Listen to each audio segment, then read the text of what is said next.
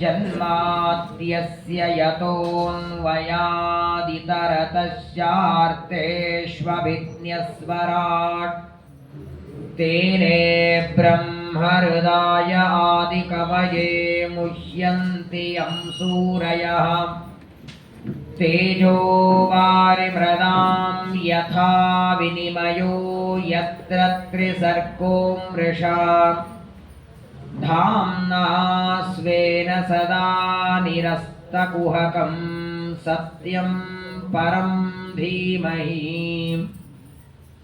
नमः परस्मै पुरुषाय भूयसे सदुद्भवस्थाननिरोधलीलया गृहीतशक्तित्रितयाय देहिनाम् अन्तर्ध्रुवायानुपलभ्य वर्त्मने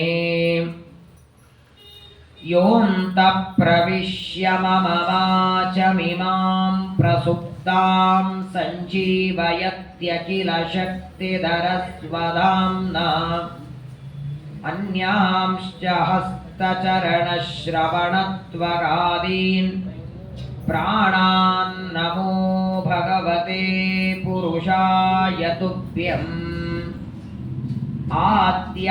आद्यादिलक्ष्मीर्भव सुप्रसन्ना विशुद्धविज्ञानसुखैकदोक्त्री अज्ञानहन्त्री त्रिगुणातिरिक्ता प्रज्ञाननेत्री भव सुप्रसन्ना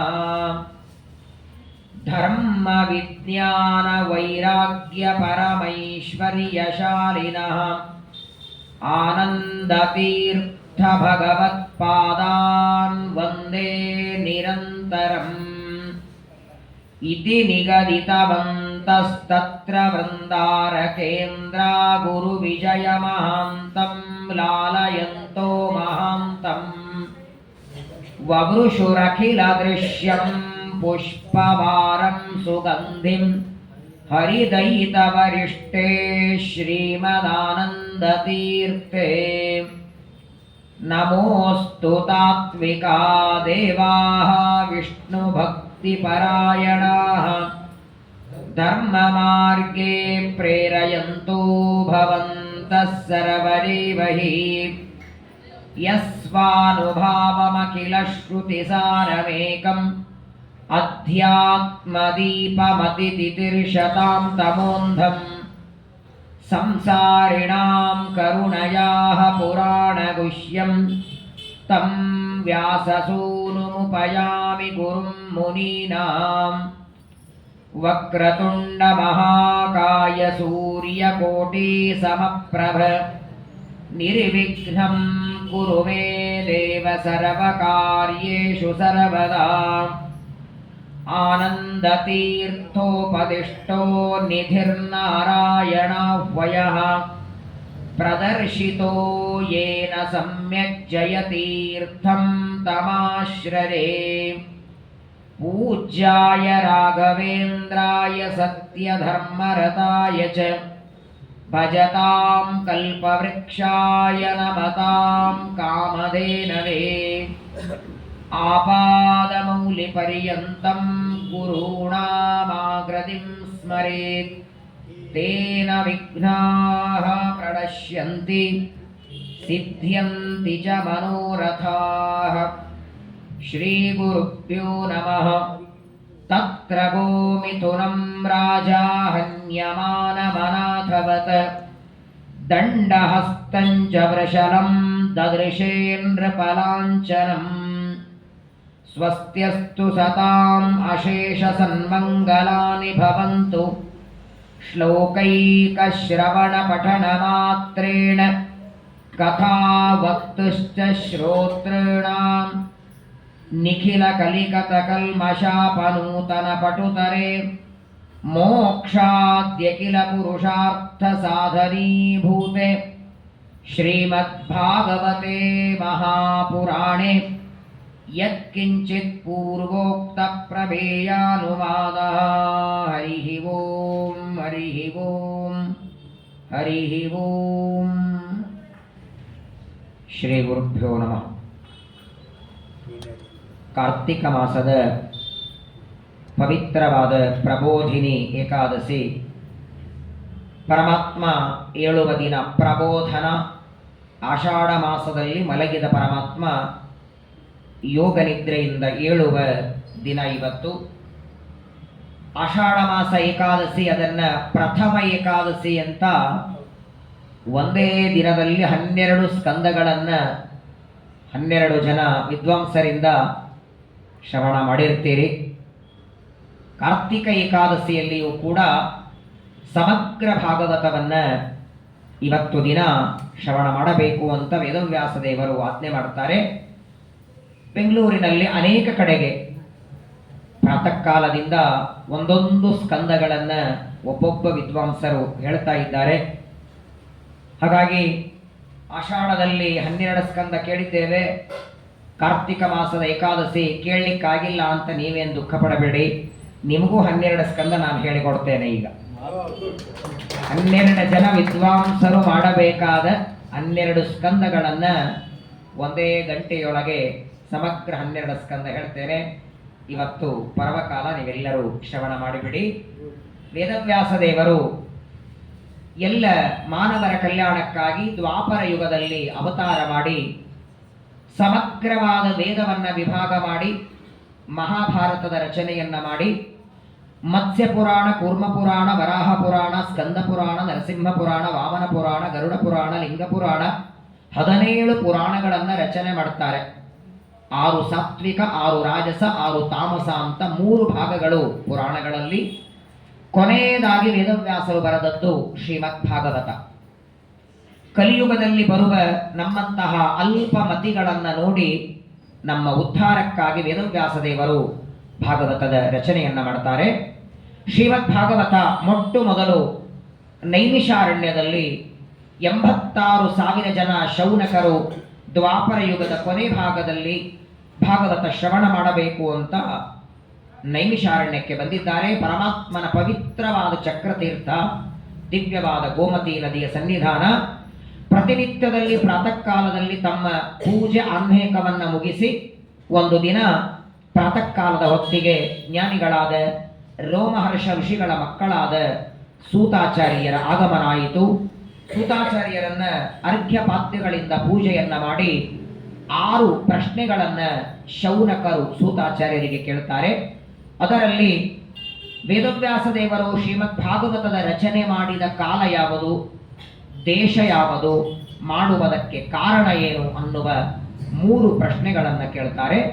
ವೇದವ್ಯಾಸರು ಭಾಗವತ ಬರೆಯುವುದಕ್ಕೆ ಮುಖ್ಯ ಕಾರಣ ನಾರದರು ಮಾಡಿದ ಪ್ರಾರ್ಥನೆ.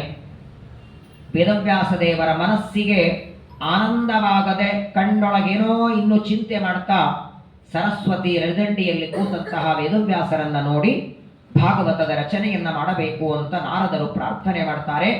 ಶಮ್ಯಾಪ್ರಾಸ ಅನ್ನುವ ಆಶ್ರಮದಲ್ಲಿ 18,000 ಶ್ಲೋಕಗಳಿಂದ ಯುಕ್ತವಾದ ಬೃಹತ್ತಾದ ಭಾಗವತ ಸಂಹಿತೆಯನ್ನು ರಚನೆ ಮಾಡಿ ಮಕ್ಕಳಾದ ಶುಕಾಚಾರ್ಯರಿಗೆ ಉಪದೇಶ ಮಾಡ್ತಾರೆ.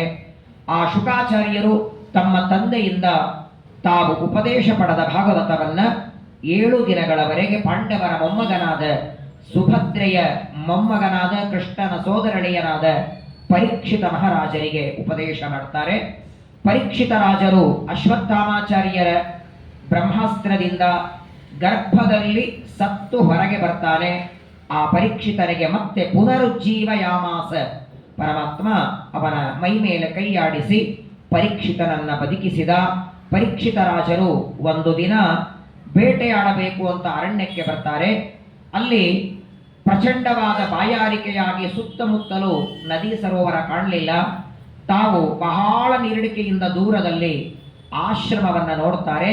ಋಷಿಗಳ ಆಶ್ರಮಕ್ಕೆ ಬಂದು ಶಮೀಕ ಋಷಿಗಳಿಗೆ ನೀರು ಬೇಕು ಅಂತ ಕೇಳ್ತಾರೆ. ಸಮಾಧಿಯಲ್ಲಿದ್ದ ಋಷಿಗಳಿಗೆ ಎಚ್ಚರ ಆಗಲಿಲ್ಲ. ಆ ಋಷಿಗಳ ಆಶ್ರಮದ ಹೊರಗೆ ಇರುವ ಸತ್ವ ಹಾವು ಎತ್ತಿ ಋಷಿಗಳ ಕೊರಳಿಗೆ ಹಾಕ್ತಾರೆ.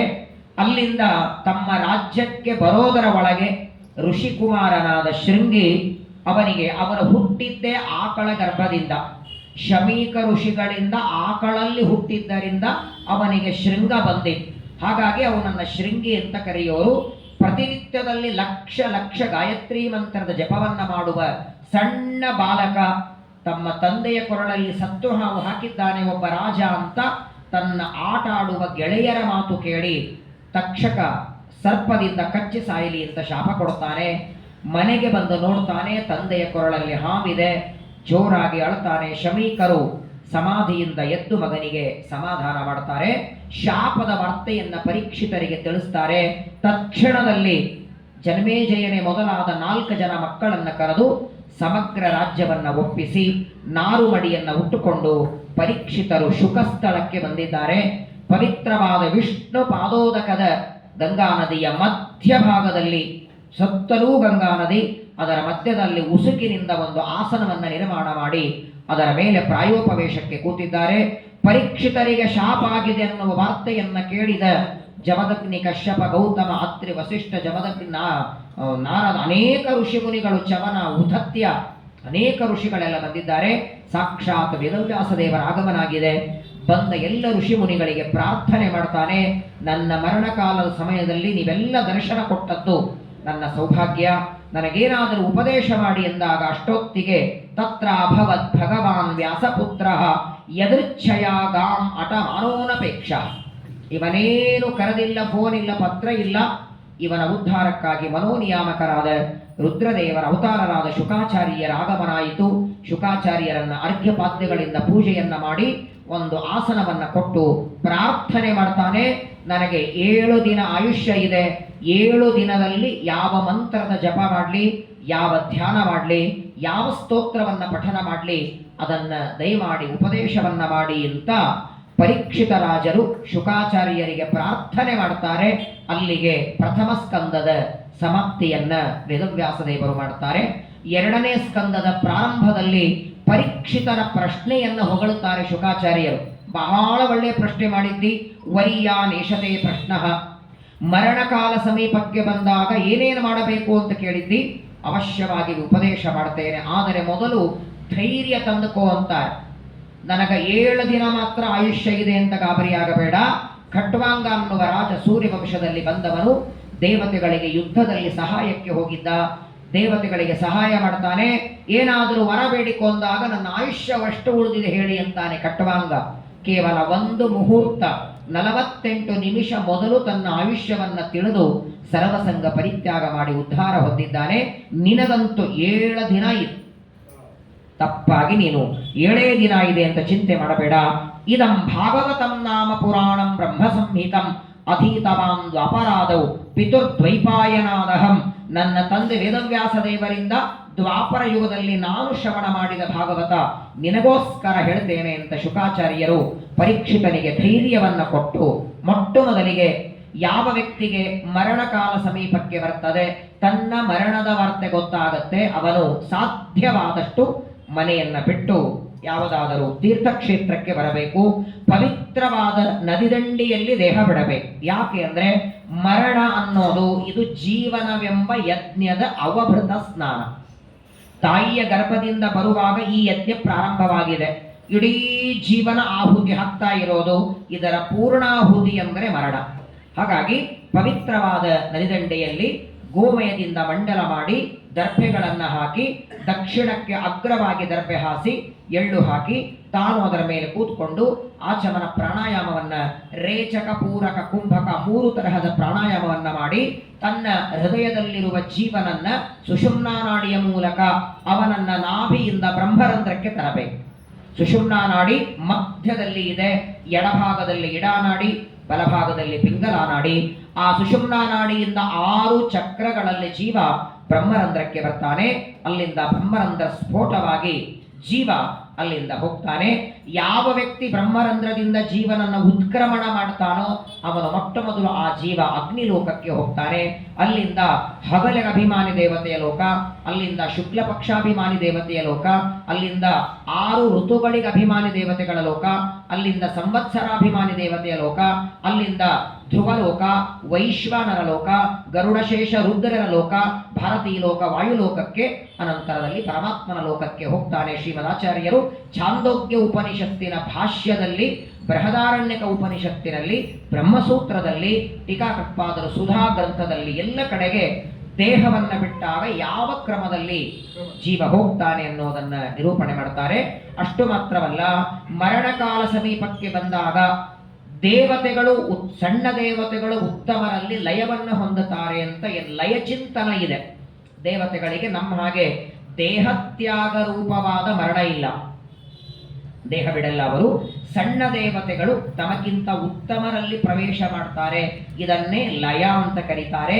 ಆ ಲಯ ಚಿಂತನವನ್ನ ಮರಣ ಕಾಲದಲ್ಲಿ ಮಾಡಬೇಕು ಅಂತ ಶುಕಾಚಾರ್ಯರು ಪರೀಕ್ಷಿತನಿಗೆ ನಿರೂಪಣೆ ಮಾಡ್ತಾ, ಜೊತೆಗೆ ಮರಣಕಾಲ ಸಮೀಪಕ್ಕೆ ಬಂದಾಗ ಪ್ರಾಣಾಯಾಮವನ್ನ ಮಾಡಿ ತನ್ನ ಹೃದಯದಲ್ಲಿರುವ ಭಗವಂತನ ರೂಪ ಪ್ರಾದೇಶ ಮಾತ್ರಂ ಪುರುಷಂ ವಸಂತಂ, ಅತ್ಯಂತ ಅಣುವಾದ ರೂಪದಿಂದ ಎಲ್ಲ ಜೀವರಾಶಿಗಳ ಹೃದಯದಲ್ಲಿದ್ದಾನೆ. ಅದೇ ಪರಮಾತ್ಮ 14 ಲೋಕಾತ್ಮಕ ಬ್ರಹ್ಮಾಂಡದಲ್ಲಿದ್ದಾನೆ. ಪಾತಾಳದಿಂದ ಆರಂಭ ಮಾಡಿ ಸತ್ಯಲೋಕದವರೆಗೆ ದೇವರ ರೂಪ. ಪಾತಾಳ, ಅತಲ, ವಿತಲ, ಸುತಲ, ರಸಾತಲ, ಮಹಾತಲ, ಭೂಲೋಕ, ಭುವರ್ಲೋಕ, ಸ್ವರ್ಗಲೋಕ, ಜನೋಲೋಕ, ಮಹರ್ಲೋಕ, ತಪೋಲೋಕ, ಸತ್ಯಲೋಕ. ಸತ್ಯಲೋಕದಲ್ಲಿ ತಲೆ, ಪಾತಾಳದಲ್ಲಿ ಭಗವಂತನ ಅಂಗಾಲು. ಹೀಗೆ ಸಮಗ್ರವಾದ ಬ್ರಹ್ಮಾಂಡದಲ್ಲಿ ತುಂಬಿದ ವಿರಾಟ್ ರೂಪದ ಧ್ಯಾನವನ್ನ ಮರಣಕಾಲದಲ್ಲಿ ಮಾಡಬೇಕು ಅಂತ ಪರೀಕ್ಷಿತನಿಗಂತಾರೆ. ಇದನ್ನ ಯಾರಾದರೂ ಮಾಡಿದರು ಅಂತ ಪರೀಕ್ಷಿತರು ಕೇಳಿದಾಗ, ಮೊಟ್ಟ ಮೊದಲು ಈ ತರಹದ ಧ್ಯಾನವನ್ನ ಏವಂ ಪುರಾಧಾರಣಯ ಆತ್ಮಯೋನಿಹಿ, ಚತುರ್ಮುಖ ಬ್ರಹ್ಮದೇವರು ಪರಮಾತ್ಮನ ಅನುಗ್ರಹದಿಂದ ಈ ಧ್ಯಾನವನ್ನ ಮಾಡಿದರು ಅಂತ ಶುಕಾಚಾರ್ಯರಂದ್ರೆ ಪರೀಕ್ಷಿತ ಕೇಳ್ತಾನೆ. ಬ್ರಹ್ಮದೇವರಿಗೆ ಪರಮಾತ್ಮ ತತ್ವಜ್ಞಾನವನ್ನ ಉಪದೇಶ ಯಾವಾಗ ಮಾಡಿದ, ಏನೇನು ವಿದ್ಯೆಗಳನ್ನು ಬ್ರಹ್ಮದೇವರ ಕಲ್ತರು ಅದನ್ನ ನನಗೋಸ್ಕರ ಹೇಳಬೇಕು ಅಂತ ಅಂದಾಗ, ಒಂದು ದಿನ ಜ್ಞಾನಿಗಳಾದ ನಾರದರು ತಮ್ಮ ತಂದೆಯಾದ ಬ್ರಹ್ಮದೇವರ ಹತ್ರ ಬಂದು ಒಂದು ಪ್ರಶ್ನೆ ಕೇಳ್ತಾರೆ. ಜಗತ್ತಿನ ಸೃಷ್ಟಿಕರ್ತ ನೀವೋ ಪರಮಾತ್ಮನೋ ಅಂತ ಕೇಳ್ತಾರೆ. ಬ್ರಹ್ಮದೇವರು ನಿನಗ್ಯಾಕೆ ಈ ಪ್ರಶ್ನೆ ಬಂತು ಅಂತಾರೆ ನಾರದರಿಗೆ. ಸಾಮಾನ್ಯರಿಗೆ ಈ ಪ್ರಶ್ನೆ ಬಂದರೆ ದೊಡ್ಡದಲ್ಲ, ಮೇಧಾವಿ ಬುದ್ಧಿವಂತನೇ. ನಾರದರಂತಾರೆ, ಬ್ರಹ್ಮದೇವರು ಸೃಷ್ಟಿ ಮಾಡ್ತಾರೆ, ರುದ್ರದೇವರು ಲಯ ಮಾಡ್ತಾರೆ, ವಿಷ್ಣು ಸ್ಥಿತಿ ಮಾಡ್ತಾರೆ, 3 ದೇವತೆಗಳು 3 ಕಾರ್ಯ ಮಾಡ್ತಾರೆ ಅಂತ ಎಲ್ಲ ವೇದ ಉಪನಿಷತ್ತುಗಳಲ್ಲಿದೆ, ಅದಕ್ಕಾಗಿ ನನಗೆ ಪ್ರಶ್ನೆ ಬಂದಿದೆ ಅಂದಾಗ, ಆಗ ಬ್ರಹ್ಮದೇವರಂತಾರೆ, ಸೃಷ್ಟಿ ಮಾಡುವ ವ್ಯಕ್ತಿ ನಾನಲ್ಲ, ಬ್ರಹ್ಮಣಿ ಬ್ರಹ್ಮರೂಪೋಸೌ ಶಿವರೂಪೇ ಶಿವೇ ಸ್ಥಿತಃ. ಬ್ರಹ್ಮದೇವರಲ್ಲಿ ಬ್ರಹ್ಮಾಂತರ್ಗತನಾಗಿ ಬ್ರಹ್ಮರೂಪದಿಂದ ಸೃಷ್ಟಿ, ರುದ್ರದೇವರಲ್ಲಿ ರುದ್ರಾಂತರ್ಗತ ನರಸಿಂಹ ರೂಪದಿಂದ ಸಂಕರ್ಷಣ ರೂಪದಿಂದ ಲಯ, ಹಾಗೇನೆ ಸ್ಥಿತಿ ರೂಪದಿಂದ ಪರಮಾತ್ಮ ಜಗತ್ತನ ಬ್ರಹ್ಮಾಂಡವನ್ನು ಸ್ಥಿತಿ ಮಾಡ್ತಾನೆ ಅಂತ ಅದೇ ಸಂದರ್ಭದಲ್ಲಿ ತಮ್ಮ ಮಕ್ಕಳಾದ ನಾರದರಿಗೆ ತಮಗೆ ದೇವರು ಉಪದೇಶ ಮಾಡಿದ ಚತುಶ್ಲೋಕಿ ಭಾಗವತದ ಉಪದೇಶವನ್ನ ಹೇಳ್ತಾರೆ. ಪರಮಾತ್ಮ ಬ್ರಹ್ಮದೇವರನ್ನ ಕೂಡಿಸಿಕೊಂಡು ಚತುಶ್ಲೋಕಿ ಭಾಗವತ ಹೇಳ್ತಾನೆ. ಅಹಮೇವಾ ಸಮಗ್ರೇಚ ನಾನ್ಯತ್ ಯತ್ ಸದಸತ್ಪರ ಪಶ್ಚಾದಹಂ ತ್ವಮೇತಶ್ಚ ಯೋಗ ಶಿಷ್ಯೇತ ಸೋಸ್ಮ್ಯಹಂ. ಆ 4 ಶ್ಲೋಕ ಸಮಗ್ರವಾದ 18,000 ಶ್ಲೋಕದ ಸಾರ ಭಾಗವನ್ನ ಚತುರ್ಮುಖ ಬ್ರಹ್ಮದೇವರಿಗೆ ಭಗವಂತ ಉಪದೇಶವನ್ನ ಮಾಡ್ತಾನೆ. ಅನಂತರದಲ್ಲಿ ನಾರದರು ಅನೇಕ ಪ್ರಶ್ನೆಗಳನ್ನ ತಂದೆಯಾದ ಬ್ರಹ್ಮದೇವರಿಗೆ ಕೇಳ್ತಾರೆ. ಒಂದು ಪುರಾಣ ಅಂತ ಆಗಬೇಕಾದ್ರೆ ಪುರಾಣದ ಲಕ್ಷಣಗಳೇ, ಯಾವುದನ್ನ ಪುರಾಣ ಅಂತ ಕರಿಬೇಕು ಅದನ್ನೂ ಕೂಡ ಶುಕಾಚಾರ್ಯರು ಪರೀಕ್ಷಿತನಿಗೆ ಹೇಳ್ತಾರೆ. ಪರಮಾತ್ಮನ 40 ಅವತಾರಗಳ ಬಗ್ಗೆ ಪ್ರಶ್ನೆ ಕೇಳ್ತಾರೆ. ಅದನ್ನೆಲ್ಲ ವಿವರಣೆಯನ್ನ ಮಾಡ್ತಾ ದ್ವಿತೀಯ ಸ್ಕಂದದಲ್ಲಿ ಪರೀಕ್ಷಿತ ರಾಜರಿಗೆ ಶುಕಾಚಾರ್ಯರ ಉತ್ತರವನ್ನ ಕೊಡ್ತಾರೆ. 3ನೇ ಸ್ಕಂದದ ಪ್ರಾರಂಭದಲ್ಲಿ ಪರೀಕ್ಷಿತರು ಸೃಷ್ಟಿಯ ವರ್ಣನೆಯನ್ನ ಕೇಳಬೇಕು. ದೇವರು ಬ್ರಹ್ಮಾಂಡದ ಸೃಷ್ಟಿ ಹೇಗೆ ಮಾಡ್ತಾನೆ ವಿವರಣೆ ಮಾಡಿ ಅಂತ 3ನೇ ಸ್ಕಂದದ ಪ್ರಾರಂಭದಲ್ಲಿ ಪರೀಕ್ಷಿತರ ಕೇಳ್ತಾರೆ. ಶುಕಾಚಾರ್ಯರಂದ್ರು, ನನಗೆ ನೀನು ಕೇಳಿದ ಇದೇ ಪ್ರಶ್ನೆ ಹಿಂದೊಂದು ಸಲ ಜ್ಞಾನಿಗಳಾದ ಮೈತ್ರೇಯರಿಗೆ ವಿದುರ ಕೇಳಿದ್ದ ಈ ಪ್ರಶ್ನೆ. ಅವರಿಗೆ ವಿದುರ ಏನು ಉತ್ತರ, ವಿದುರನಿಗೆ ಮೈತ್ರೇಯರು ಕೊಟ್ಟ ಉತ್ತರವನ್ನೇ ನಾನು ಕೊಡ್ತೇನೆ. ಆಗ ಪರೀಕ್ಷಿತ ಕೇಳ್ತಾನೆ, ವಿದುರ ಮೈತ್ರೇಯರಿಗೂ ಸಮಾಗಮ ಎಲ್ಲಿ ನಡೀತು? ಮೈತ್ರೇಯರು ಎಲ್ಲಿ, ವಿದುರ ಎಲ್ಲಿ? ಹಸ್ತಿನಾವತಿಯಿಂದ ವಿದುರ ಯಾಕೆ ಹೋದ ಅಂತ ಕೇಳ್ತಾರೆ. ಆಗ ಶುಕಾಚಾರ್ಯರು ಕಥೆಯನ್ನ ಹೇಳ್ತಾರೆ. ಒಂದು ದಿನ ಏಕಾಂತದಲ್ಲಿ ಅಣ್ಣನಾದ ಧೃತರಾಷ್ಟ್ರನನ್ನು ಕೂಡಿಸಿಕೊಂಡು ವಿದುರ ಏಕಾಂತದಲ್ಲಿ ದುರ್ಯೋಧನನ ಬಗ್ಗೆ ಅನೇಕ ಮಾತುಗಳನ್ನು ಹೇಳ್ತಾ ಇದ್ದ. ದುಷ್ಟನಾದ ಮಗನಿಗೆ ಸಹಾಯ ಮಾಡಬೇಡ, ಮಗನ ಸಲುವಾಗಿ ಪಾಂಡವರ ದ್ರೋಹ ಮಾಡಬೇಡ, ಪಾಂಡವರ ದ್ರೋಹ ಇದು ಅನರ್ಥಕ್ಕೆ ಕಾರಣ. ಅನೇಕ ಮಾತುಗಳನ್ನು ಆಡುವಾಗ ತನ್ನ ಬಗ್ಗೆ ತನ್ನ ಚಿಕ್ಕಪ್ಪ ವಿದುರ ಆಡುವ ಮಾತುಗಳನ್ನು ಕೇಳಿಸಿಕೊಂಡು ಸಿಟ್ಟಿನಿಂದ ವಿದುರನನ್ನ ಬೈದು ರಾಜ್ಯದಿಂದ ಹೊರಗೆ ಹಾಕ್ತಾನೆ. ಹಾಗಾಗಿ ವಿದುರ ತನ್ನ ಧನುರ್ಬಾಣಗಳನ್ನು ಹೊಸ್ತಿಲ ಮೇಲೆ ಇಟ್ಟು ತೀರ್ಥಯಾತ್ರೆಗೆ ಹೋಗಿಬಿಡ್ತಾನೆ. ಅವನು ತೀರ್ಥಯಾತ್ರೆ ಮಾಡ್ತಾ ಹರಿದ್ವಾರಕ್ಕೆ ಬಂದ. ಯಮುನಾ ನದಿಗೆ ಬರ್ತಾನೆ, ಕೃಷ್ಣ ಪರಮಾತ್ಮ ಓಡಾಡಿದ ಜಾಗ. ಆ ವಿದುರ ಅಲ್ಲಿ ಸ್ನಾನ ಮಾಡುವಾಗ ಅದೇ ಯಮುನಾ ನದಿಯ ಇನ್ನೊಂದು ದಂಡೆಯಲ್ಲಿ ಉದ್ಧವ ಸ್ನಾನ ಮಾಡ್ತಿದ್ದ. ಇಬ್ಬರು ವಿಷ್ಣು ಭಕ್ತರು ಸೇರ್ತಾರೆ, ಪರಸ್ಪರವಾಗಿ ಒಬ್ಬರನ್ನೊಬ್ಬರು ನೋಡ್ತಾರೆ, ಆಲಿಂಗನ ಮಾಡ್ಕೊಳ್ತಾರೆ. ಉದ್ಧವ ವಿದುರ ಒಬ್ಬರಿಗೊಬ್ಬರು ಪ್ರಶ್ನೆ ಮಾಡ್ತಾರೆ, ಎಲ್ಲಿಂದ ಹೊರಟಿ, ಎಲ್ಲಿಂದ ಬಂದೆ? ಉದ್ಧವ ಅಂತಾನೆ, ನಾನು ಬದರಿಕಾಶ್ರಮಕ್ಕೆ ಹೊರಟಿದ್ದೇನೆ, ದ್ವಾರಕೆಯಿಂದ ಬಂದೆ. ನೀನೆಲ್ಲಿಂದ ಬಂದಿ ಎಂದಾಗ, ನಾನು ಹಸ್ತಿನಾವತಿಯಿಂದ ಹೊರಟಿದ್ದೇನೆ. ಆಗ ವಿದುರ ಉದ್ಧವನಿಗೆ ಕೇಳ್ತಾನೆ, ದ್ವಾರಕೆಯಿಂದ ಬಂದು ಕೃಷ್ಣ ಹೇಗಿದ್ದಾನೆ? ಪಾಂಡವರೆಲ್ಲ, ದ್ರೌಪದಿ, ಕೃಷ್ಣ ಪರಮಾತ್ಮರ 16,108 ಜನ ಮಡದಿಯರು, ಅವರ ಮಕ್ಕಳು, ಕೃಷ್ಣನ ತಂದೆ ತಾಯಿಗಳೆಲ್ಲ ಹೇಗಿದ್ದಾರೆ ಅಂತ ಉದ್ಧವನಿಗೆ ವಿದುರ ಪ್ರಶ್ನೆ ಕೇಳ್ತಾನೆ. ಉದ್ಧವನ ಕಣ್ಣೊಳಗೆ ನೀರು. ಕೃಷ್ಣ ಇಲ್ಲ, ಪರಂಧಾಮಕ್ಕೆ ಹೋಗಿಬಿಟ್ಟ. ಅವನು ಹೋಗುವಾಗ ನನ್ನನ್ನು ಬದರಿಕಾಶ್ರಮಕ್ಕೆ ಹೋಗು ಅಂತ ಕಳಿಸಿಕೊಟ್ಟಿದ್ದಾನೆ, ಜೊತೆಗೆ ನನಗೆ ತತ್ವಜ್ಞಾನದ ಉಪದೇಶ ಮಾಡಿ ಉದ್ಧಾರ ಮಾಡಿ ಕಳಿಸಿದ್ದಾನೆ ಅಂತ ಉದ್ಧವ ಅಂತಾನೆ. ಆಗ ವಿದುರ ಕೇಳ್ತಾನೆ, ಏನೇನು ದೇವರು ನಿನಗೆ ಉಪದೇಶ ಮಾಡಿದ್ದಾನೆ, ನನಗೂ ಅದನ್ನ ಹೇಳು ಅಂದಾಗ ಉದ್ಧವ ಅಂತಾನೆ, ನಿನಗೆ ನಾನು ಹೇಳೋದಿಲ್ಲ, ನಿನಗೆ ಉಪದೇಶ ಮಾಡುವುದಕ್ಕೆ ನನ್ನ ಪಕ್ಕದಲ್ಲಿ ಕೂತ್ಕೊಂಡು ಕೃಷ್ಣನಿಂದಲೇ ಉಪದೇಶ ಪಡೆದಂತಹ ಮೈತ್ರೇಯರು ಹರಿದ್ವಾರದ ಗಂಗಾ ನದಿ ದಂಡಿಯಲ್ಲಿ ಕಾಯುತ್ತಿದ್ದಾರೆ, ಶೀಘ್ರದಲ್ಲಿ ಇಲ್ಲಿಂದ ಹೊರಡು.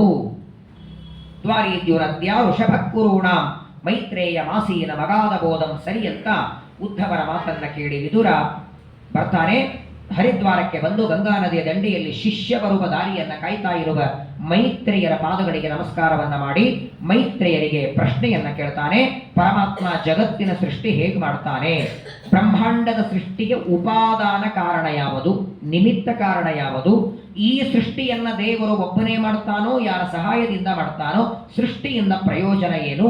ಗುಣಗಳಲ್ಲಿ ವ್ಯತ್ಯಾಸ ಹೇಗೆ? ಅನೇಕ ಪ್ರಶ್ನೆಗಳನ್ನ ವಿದುರ ಮೈತ್ರೇಯರಿಗೆ ಕೇಳ್ತಾನೆ. ಆ ಮೈತ್ರೇಯರು ವಿದುರನಿಗೆ ಪ್ರಶ್ನೆಗಳ ನಿರೂಪಣೆ ಮಾಡ್ತಾರೆ. ಯಾವುದೇ ಒಂದು ಪದಾರ್ಥ ಹುಟ್ಟೋದಕ್ಕೆ ಉಪಾದಾನ ಕಾರಣ, ನಿಮಿತ್ತ ಕಾರಣ ಅಂತ ಎರಡು ಬೇಕು. ಉಪಾದಾನ ಅಂದ್ರೆ ಒಂದು ವಸ್ತು ಇನ್ನೊಂದು ವಸ್ತುವಾಗಿ ಮಾರ್ಪಾಟಾದರೆ ಅದನ್ನ ಉಪಾದಾನ ಅಂತಾರೆ. ಆ ವಸ್ತುವಿಗೆ ನಿಮಿತ್ತವಾಗಿ ಇರುವ ವ್ಯಕ್ತಿಯನ್ನ ನಿಮಿತ್ತ ಕಾರಣ. ಉದಾಹರಣೆಗೆ ಮಣ್ಣಿನ ಮುದ್ದೆಯನ್ನು ತಗೊಂಡು ಕುಂಬಾರ ಮಡಿಕೆ ಮಾಡ್ತಾನೆ, ಆ ಮಡಿಕೆ ಮಣ್ಣಿನ ಮುದ್ದೆನೇ ಮಡಿಕೆಯಾಯಿತು. ಹಾಗಾಗಿ ಮಡಿಕೆಗೆ ಮಣ್ಣು ಉಪಾದಾನ, ಅದನ್ನ ಮಾಡಿದಂತಹ ಕುಂಬಾರ ನಿಮಿತ್ತ.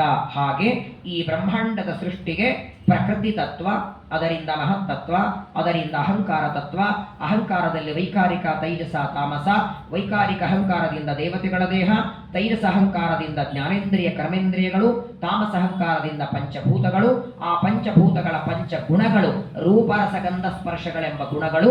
ಇದನ್ನೆಲ್ಲ ಪರಮಾತ್ಮ ಸೃಷ್ಟಿ ಮಾಡಿ 24 ತತ್ವಗಳು, ತತ್ವಾಭಿಮಾನಿ ದೇವತೆಗಳು, ಆ ದೇವತೆಗಳಲ್ಲಿ ತಾನು ಒಂದು ರೂಪದಿಂದ ಪ್ರವೇಶ ಮಾಡಿ ಈ ಪ್ರಕೃತಿಯನ್ನೇ ಉಪಾದಾನವಾಗಿ ಇಟ್ಟುಕೊಂಡು ಪರಮಾತ್ಮ ಬ್ರಹ್ಮಾಂಡದ ಸೃಷ್ಟಿಯನ್ನ ಮಾಡ್ತಾನೆ.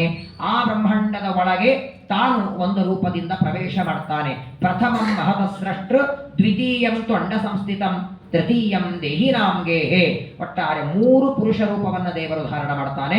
ಒಂದು ಮಹತ್ತತ್ವದ ಸೃಷ್ಟಿಗಿಂತ ಮೊದಲು ಒಂದು ಪುರುಷ ರೂಪ ಬ್ರಹ್ಮಾಂಡದ ಒಳಗೆ ಪ್ರವೇಶ ಮಾಡ್ತಾನೆ. ಆ ಬ್ರಹ್ಮಾಂಡದ ಸೃಷ್ಟಿಯಾದ ಮೇಲೆ ತನ್ನ ನಾಭಿಯಿಂದ ಕಮಲ ಹುಟ್ಟಿಸಿ ಚತುರ್ಮುಖ ಬ್ರಹ್ಮದೇವರನ್ನ ಹುಟ್ಟಿಸ್ತಾನೆ. ಆ ಬ್ರಹ್ಮದೇವರಿಗೆ ಆಜ್ಞೆ ಮಾಡ್ತಾನೆ, ಬ್ರಹ್ಮಾಂಡದ ಸೃಷ್ಟಿ ನಾನು ಮಾಡಿದ್ದೇನೆ, ಬ್ರಹ್ಮಾಂಡದ ಒಳಗೆ ಮಾಡಬೇಕಾದ ಸೃಷ್ಟಿ ಅದನ್ನ ನೀನು ಮಾಡುವಂತ. ಈ ಮಧ್ಯದಲ್ಲಿ ಮೈತ್ರೇಯರು ಕಾಲಚಕ್ರದ ಬಗ್ಗೆ ನನಗೆ ನಿರೂಪಣೆ ಮಾಡಿ ಅಂತ ಕೇಳ್ತಾರೆ. ಕಾಲ ಎಲ್ಲಿಂದ ಶುರುವಾಗುತ್ತೆ, ಕಾಲಚಕ್ರ ಹೇಗಿರುತ್ತೆ ನಿರೂಪಣೆ ಮಾಡಿ ಅಂತಾರೆ. ಮೈತ್ರೇಯಾಚಾರ್ಯರು ವಿದುರನಿಗೆ ಸಣ್ಣದಾದ ಅಣು 2 ಸೇರಿದರೆ ಪರಮಾಣು, ಪರಮಾಣು 2 ಸೇರಿದರೆ ದ್ವೆಣುಕ, 2 ದ್ವೆಣುಕವಾದರೆ ತ್ರೆಣುಕ, ತ್ರೆಣುಕಗಳೆರಡಾದರೆ ತ್ರಸರೇಣು, ಅದರ ಮೇಲೆ ಚತುರಸ್ರ, ಅದರ ಮೇಲೆ ತ್ರುಟಿ, ಅದರ ಮೇಲೆ ಲವ, ಅದರ ಮೇಲೆ ನಾವೇನು ಇವತ್ತು 60 ಸೆಕೆಂಡ್ ಆದ ಮೇಲೆ 1 ನಿಮಿಷ ಅಂತೇವೆ, ಅದು ಬರೋದಕ್ಕೆ ಮೊದಲೇನೆ ಅನೇಕ ಕಾಲದ ಸಣ್ಣ ಸಣ್ಣ ಕಾಲಗಳ ಗಣನೆಯನ್ನ ಹೇಳ್ತಾರೆ. 60 ಸೆಕೆಂಡ್ ಆದರೆ 1 ನಿಮಿಷ, 60 ನಿಮಿಷ ಆದರೆ 1 ಗಂಟೆ, 24 ಗಂಟೆ ಆದರೆ 1 ದಿನ, ಆ 7 ದಿನ ಆದರೆ 1 ವಾರ, 2 ವಾರ ಆದರೆ 1 ಪಕ್ಷ, 2 ಪಕ್ಷ ಆದರೆ 1 ಮಾಸ, 2 ಮಾಸ ಆದರೆ 1 ಋತು, 6 ಋತುಗಳಾದರೆ 1 ಸಂವತ್ಸರ. ಇಷ್ಟು ಕಾಲದ ಚಕ್ರದ ಬಗ್ಗೆ ಹೇಳ್ತಾನೆ. ಬ್ರಹ್ಮದೇವರಿಗೆ 100 ವರ್ಷ. ಚತುರ್ಯುಗ ಸಹಸ್ರಂದು ಬ್ರಹ್ಮಣೋ ದಿನ ಮುಚ್ಚತೆ. ಕೃತಯುಗ, ತ್ರೇತಾಯುಗ, ದ್ವಾಪರಯುಗ, ಕಲಿಯುಗ 4 ಯುಗಗಳು 1000 ಬಾರಿ ತಿರುಗಿದ್ರೆ 1 ಹಗಲು ಬ್ರಹ್ಮದೇವರಿಗೆ. 10,000 ಬಾರಿ ತಿರುಗಿದ ರಾತ್ರಿ.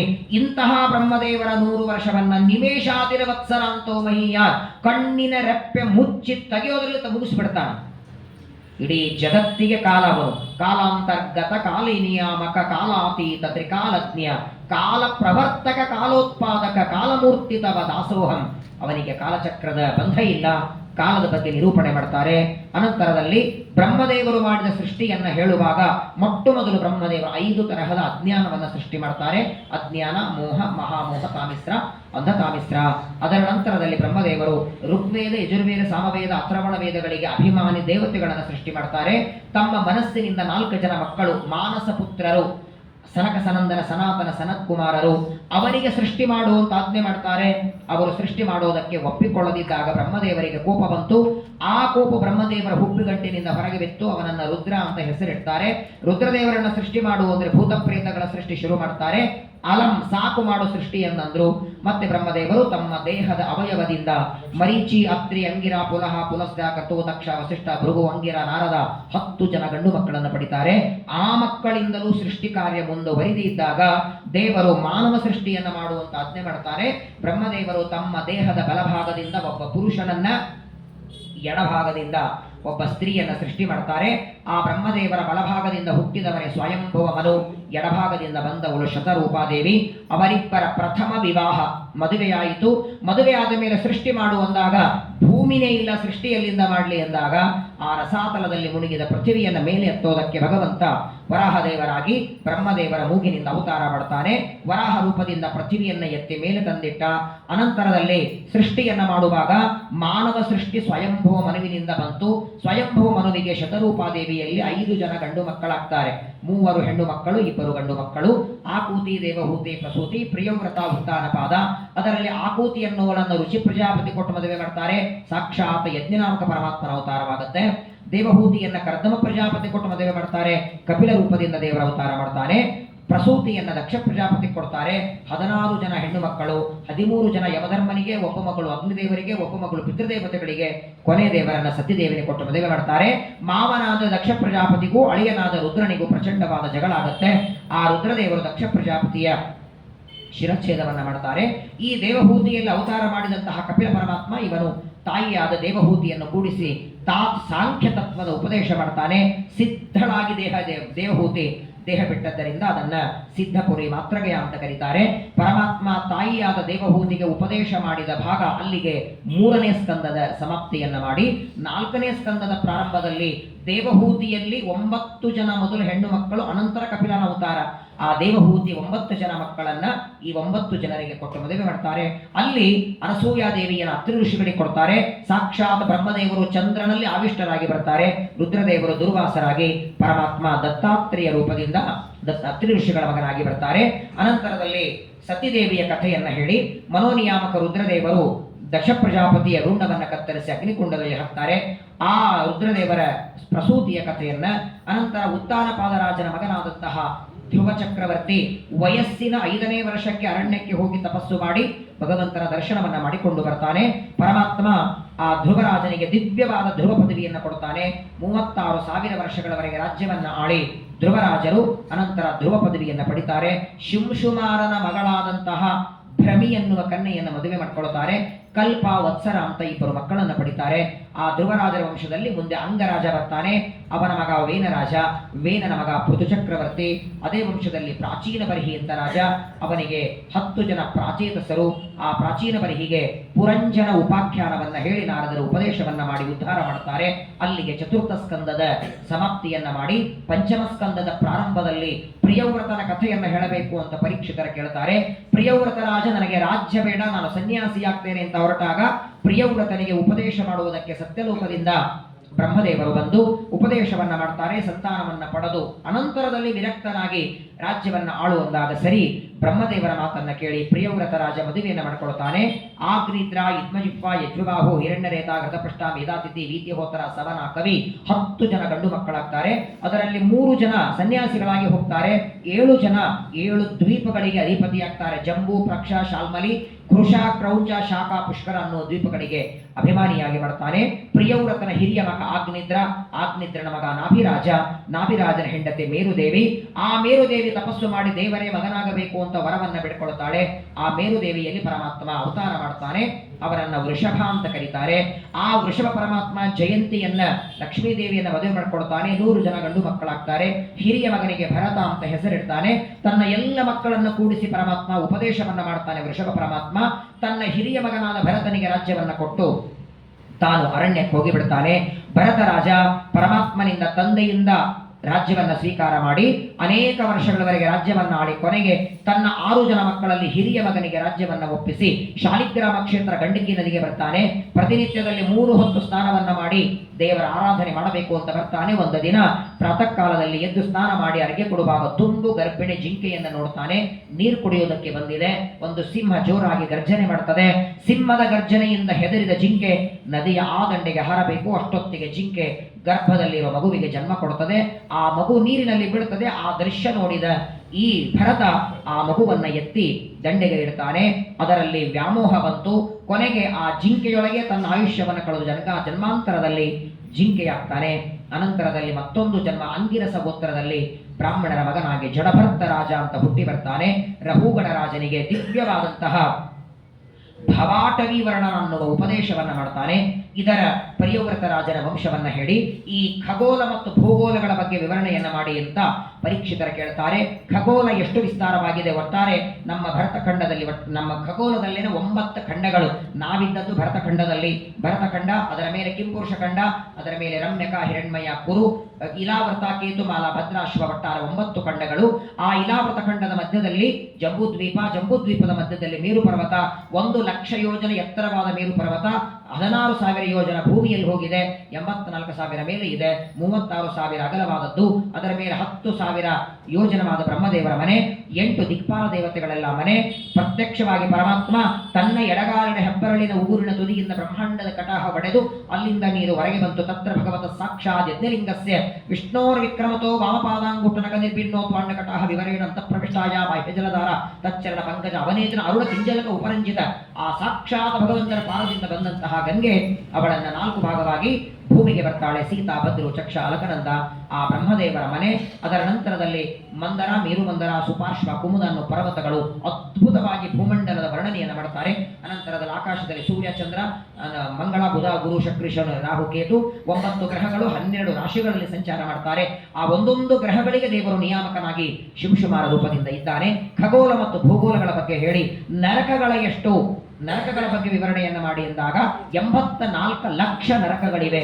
ಒಂದೊಂದು ಪಾಪ ಮಾಡಿದ ಪಾಪಿಗಳನ್ನ ನರಕದಲ್ಲಿ ಒಯ್ಯುತ್ತಾರೆ ಅಂತ ನರಕಗಳ ವರ್ಣನೆಯನ್ನ ಮಾಡ್ತಾ ಅಲ್ಲಿಗೆ 5ನೇ ಸ್ಕಂದದ ಸಮಾಪ್ತಿಯನ್ನ ಮಾಡಿ 6ನೇ ಸ್ಕಂದದ ಪ್ರಾರಂಭದಲ್ಲಿ ಪರೀಕ್ಷಿತರಂತಾರೆ, ನರಕಗಳಿಂದ ಬಿಡುಗಡೆಯಾಗೋದಕ್ಕೆ ಏನಾದರೂ ಉಪಾಯ ಇದ್ದರೆ ತಿಳಿಸಿ. ಪಾಪ ಮಾಡೋದು ಅಂತ ಮನುಷ್ಯನ ಸ್ವಭಾವ, ಮಾಡಿದ ಪಾಪ ತೊಳ್ಕೊಳ್ಳೋದಕ್ಕೆ ಏನಾದರೂ ಇದೆಯಾ ಅಂದಾಗ ಪ್ರಾಯಶ್ಚಿತ್ತ ಇದೆ.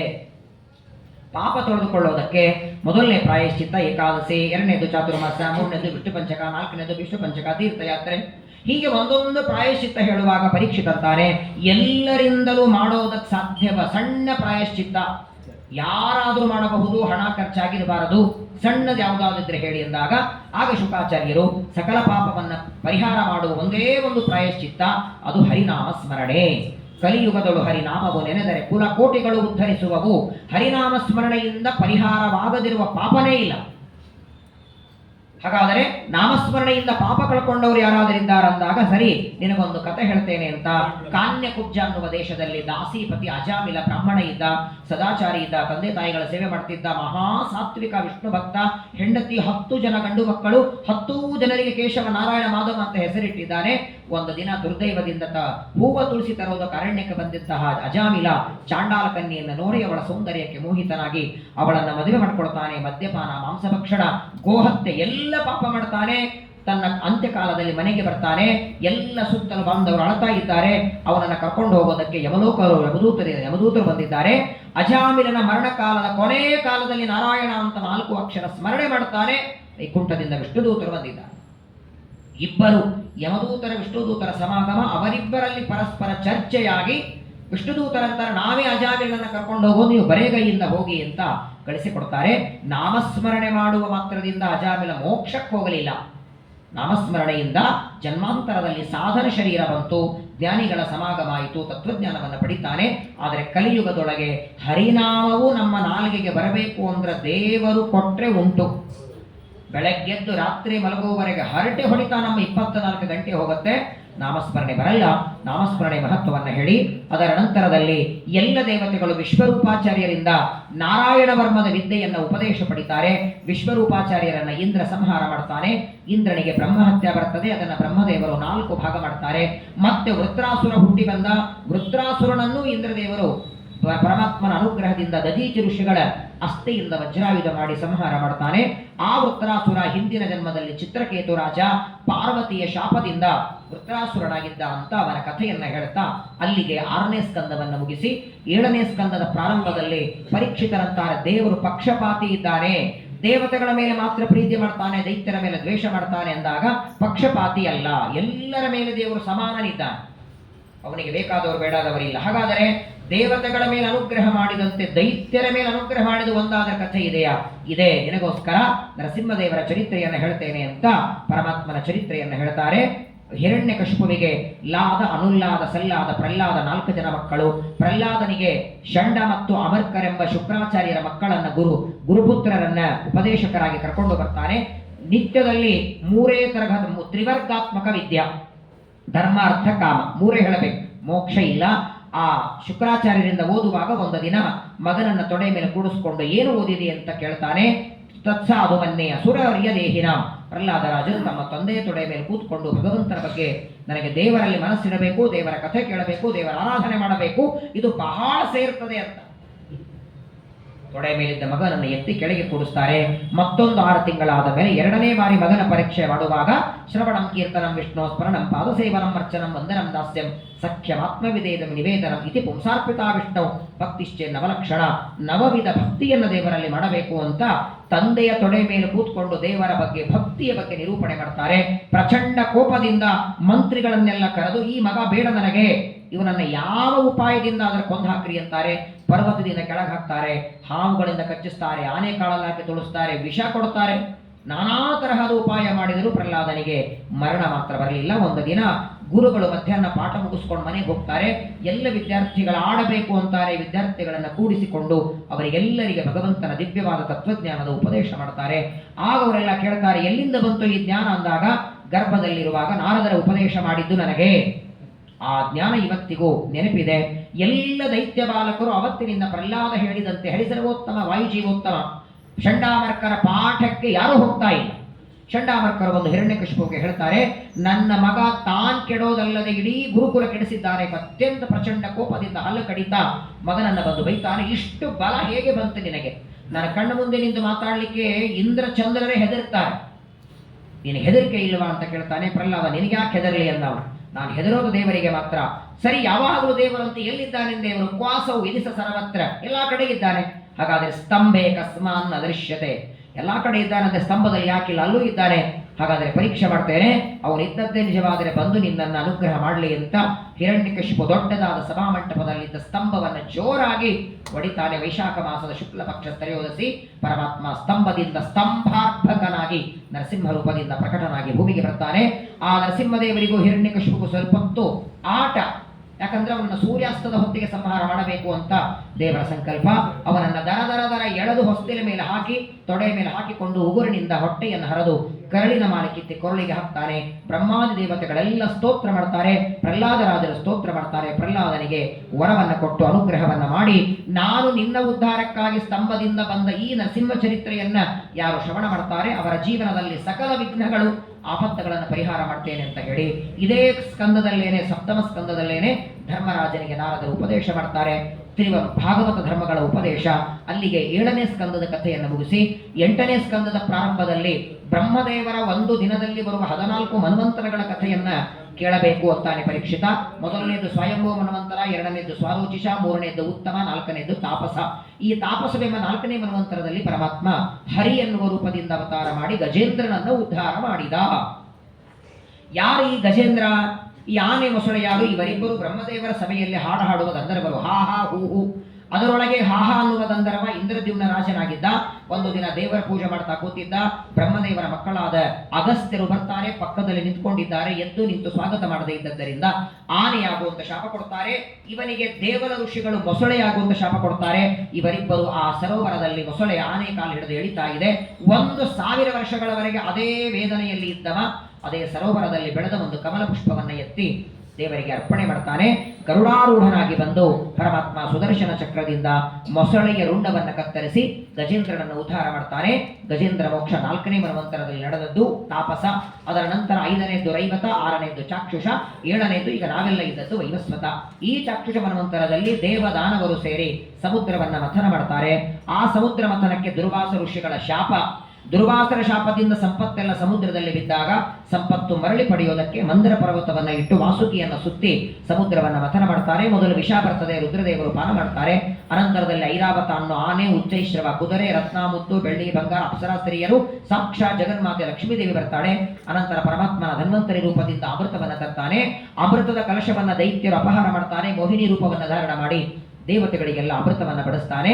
ಅಲ್ಲಿ ರಾಹುವಿನ ಶಿರಚ್ಛೇದ ಮಾಡಿ ರಾಹುಕೇತು ಅನ್ನುವ ರೂಪವನ್ನ ದೇವರು 2 ಭಾಗ ಮಾಡ್ತಾನೆ. ಆ ಪರಮಾತ್ಮ ಎಲ್ಲ ದೇವತೆ ಅಮೃತ ಕೊಡ್ತಾನೆ. ದೈತ್ಯರೆಲ್ಲ ಸಿಟ್ಟಿನಿಂದ ಶುಕ್ರಾಚಾರ್ಯರ ಹತ್ರ ಹೋಗಿ ಬೃಹಚಕ್ರವರ್ತಿ ಯಜ್ಞವನ್ನ ಮಾಡಿ ಯಜ್ಞಕುಂಡದಿಂದ ಬರುವ ರಥದಲ್ಲಿ ಮೇಲೆ ಹೋಗ್ತಾನೆ. ಸ್ವರ್ಗಾಧಿಪತ್ಯವನ್ನ ಆಳಬೇಕು ಅಂತ ಹೋಗ್ತಾನೆ. ಇಂದ್ರಾದಿ ದೇವತೆಗಳೆಲ್ಲ ಭೂಮಿಗೆ ಬರ್ತಾರೆ. ಮತ್ತೆ ತನ್ನ ಮಕ್ಕಳಿಗೆ ರಾಜ್ಯ ಹೇಗೆ ಬರುತ್ತೆ ಅಂತ ಕೇಳಿದಾಗ ಪಯೋವ್ರತ ಮಾಡುವಂತ ಕಶ್ಯಪರು ಅದಿತಿ ದೇವಿಗೆ ಹೇಳ್ತಾರೆ.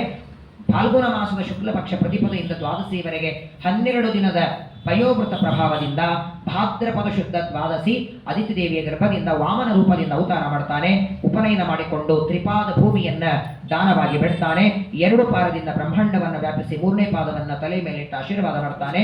ಆ ವಾಮನನ ಕಥೆ, ವಾಮನದಲ್ಲಿರುವಂತಹ ಪರಮಾತ್ಮನ ತ್ರಿವಿಕ್ರಮನ ಕಥೆಯನ್ನ ಹೇಳಿ ಅನಂತರ ಭಗವಂತನ ಮತ್ಸ್ಯಾವತಾರದ ಕಥೆಯನ್ನ ಹೇಳ್ತಾ ಅಲ್ಲಿಗೆ 8ನೇ ಸ್ಕಂದದ ಸಮಾಪ್ತಿಯನ್ನ ಶುಕಾಚಾರ್ಯ ಮಾಡಿ 9ನೇ ಸ್ಕಂದದ ಪ್ರಾರಂಭದಲ್ಲಿ ಸೂರ್ಯ ಮತ್ತು ಚಂದ್ರ ವಂಶದ ರಾಜರ ಕಥೆಯನ್ನ ನಿರೂಪಣೆ ಮಾಡಿ ಅಂತಾರೆ.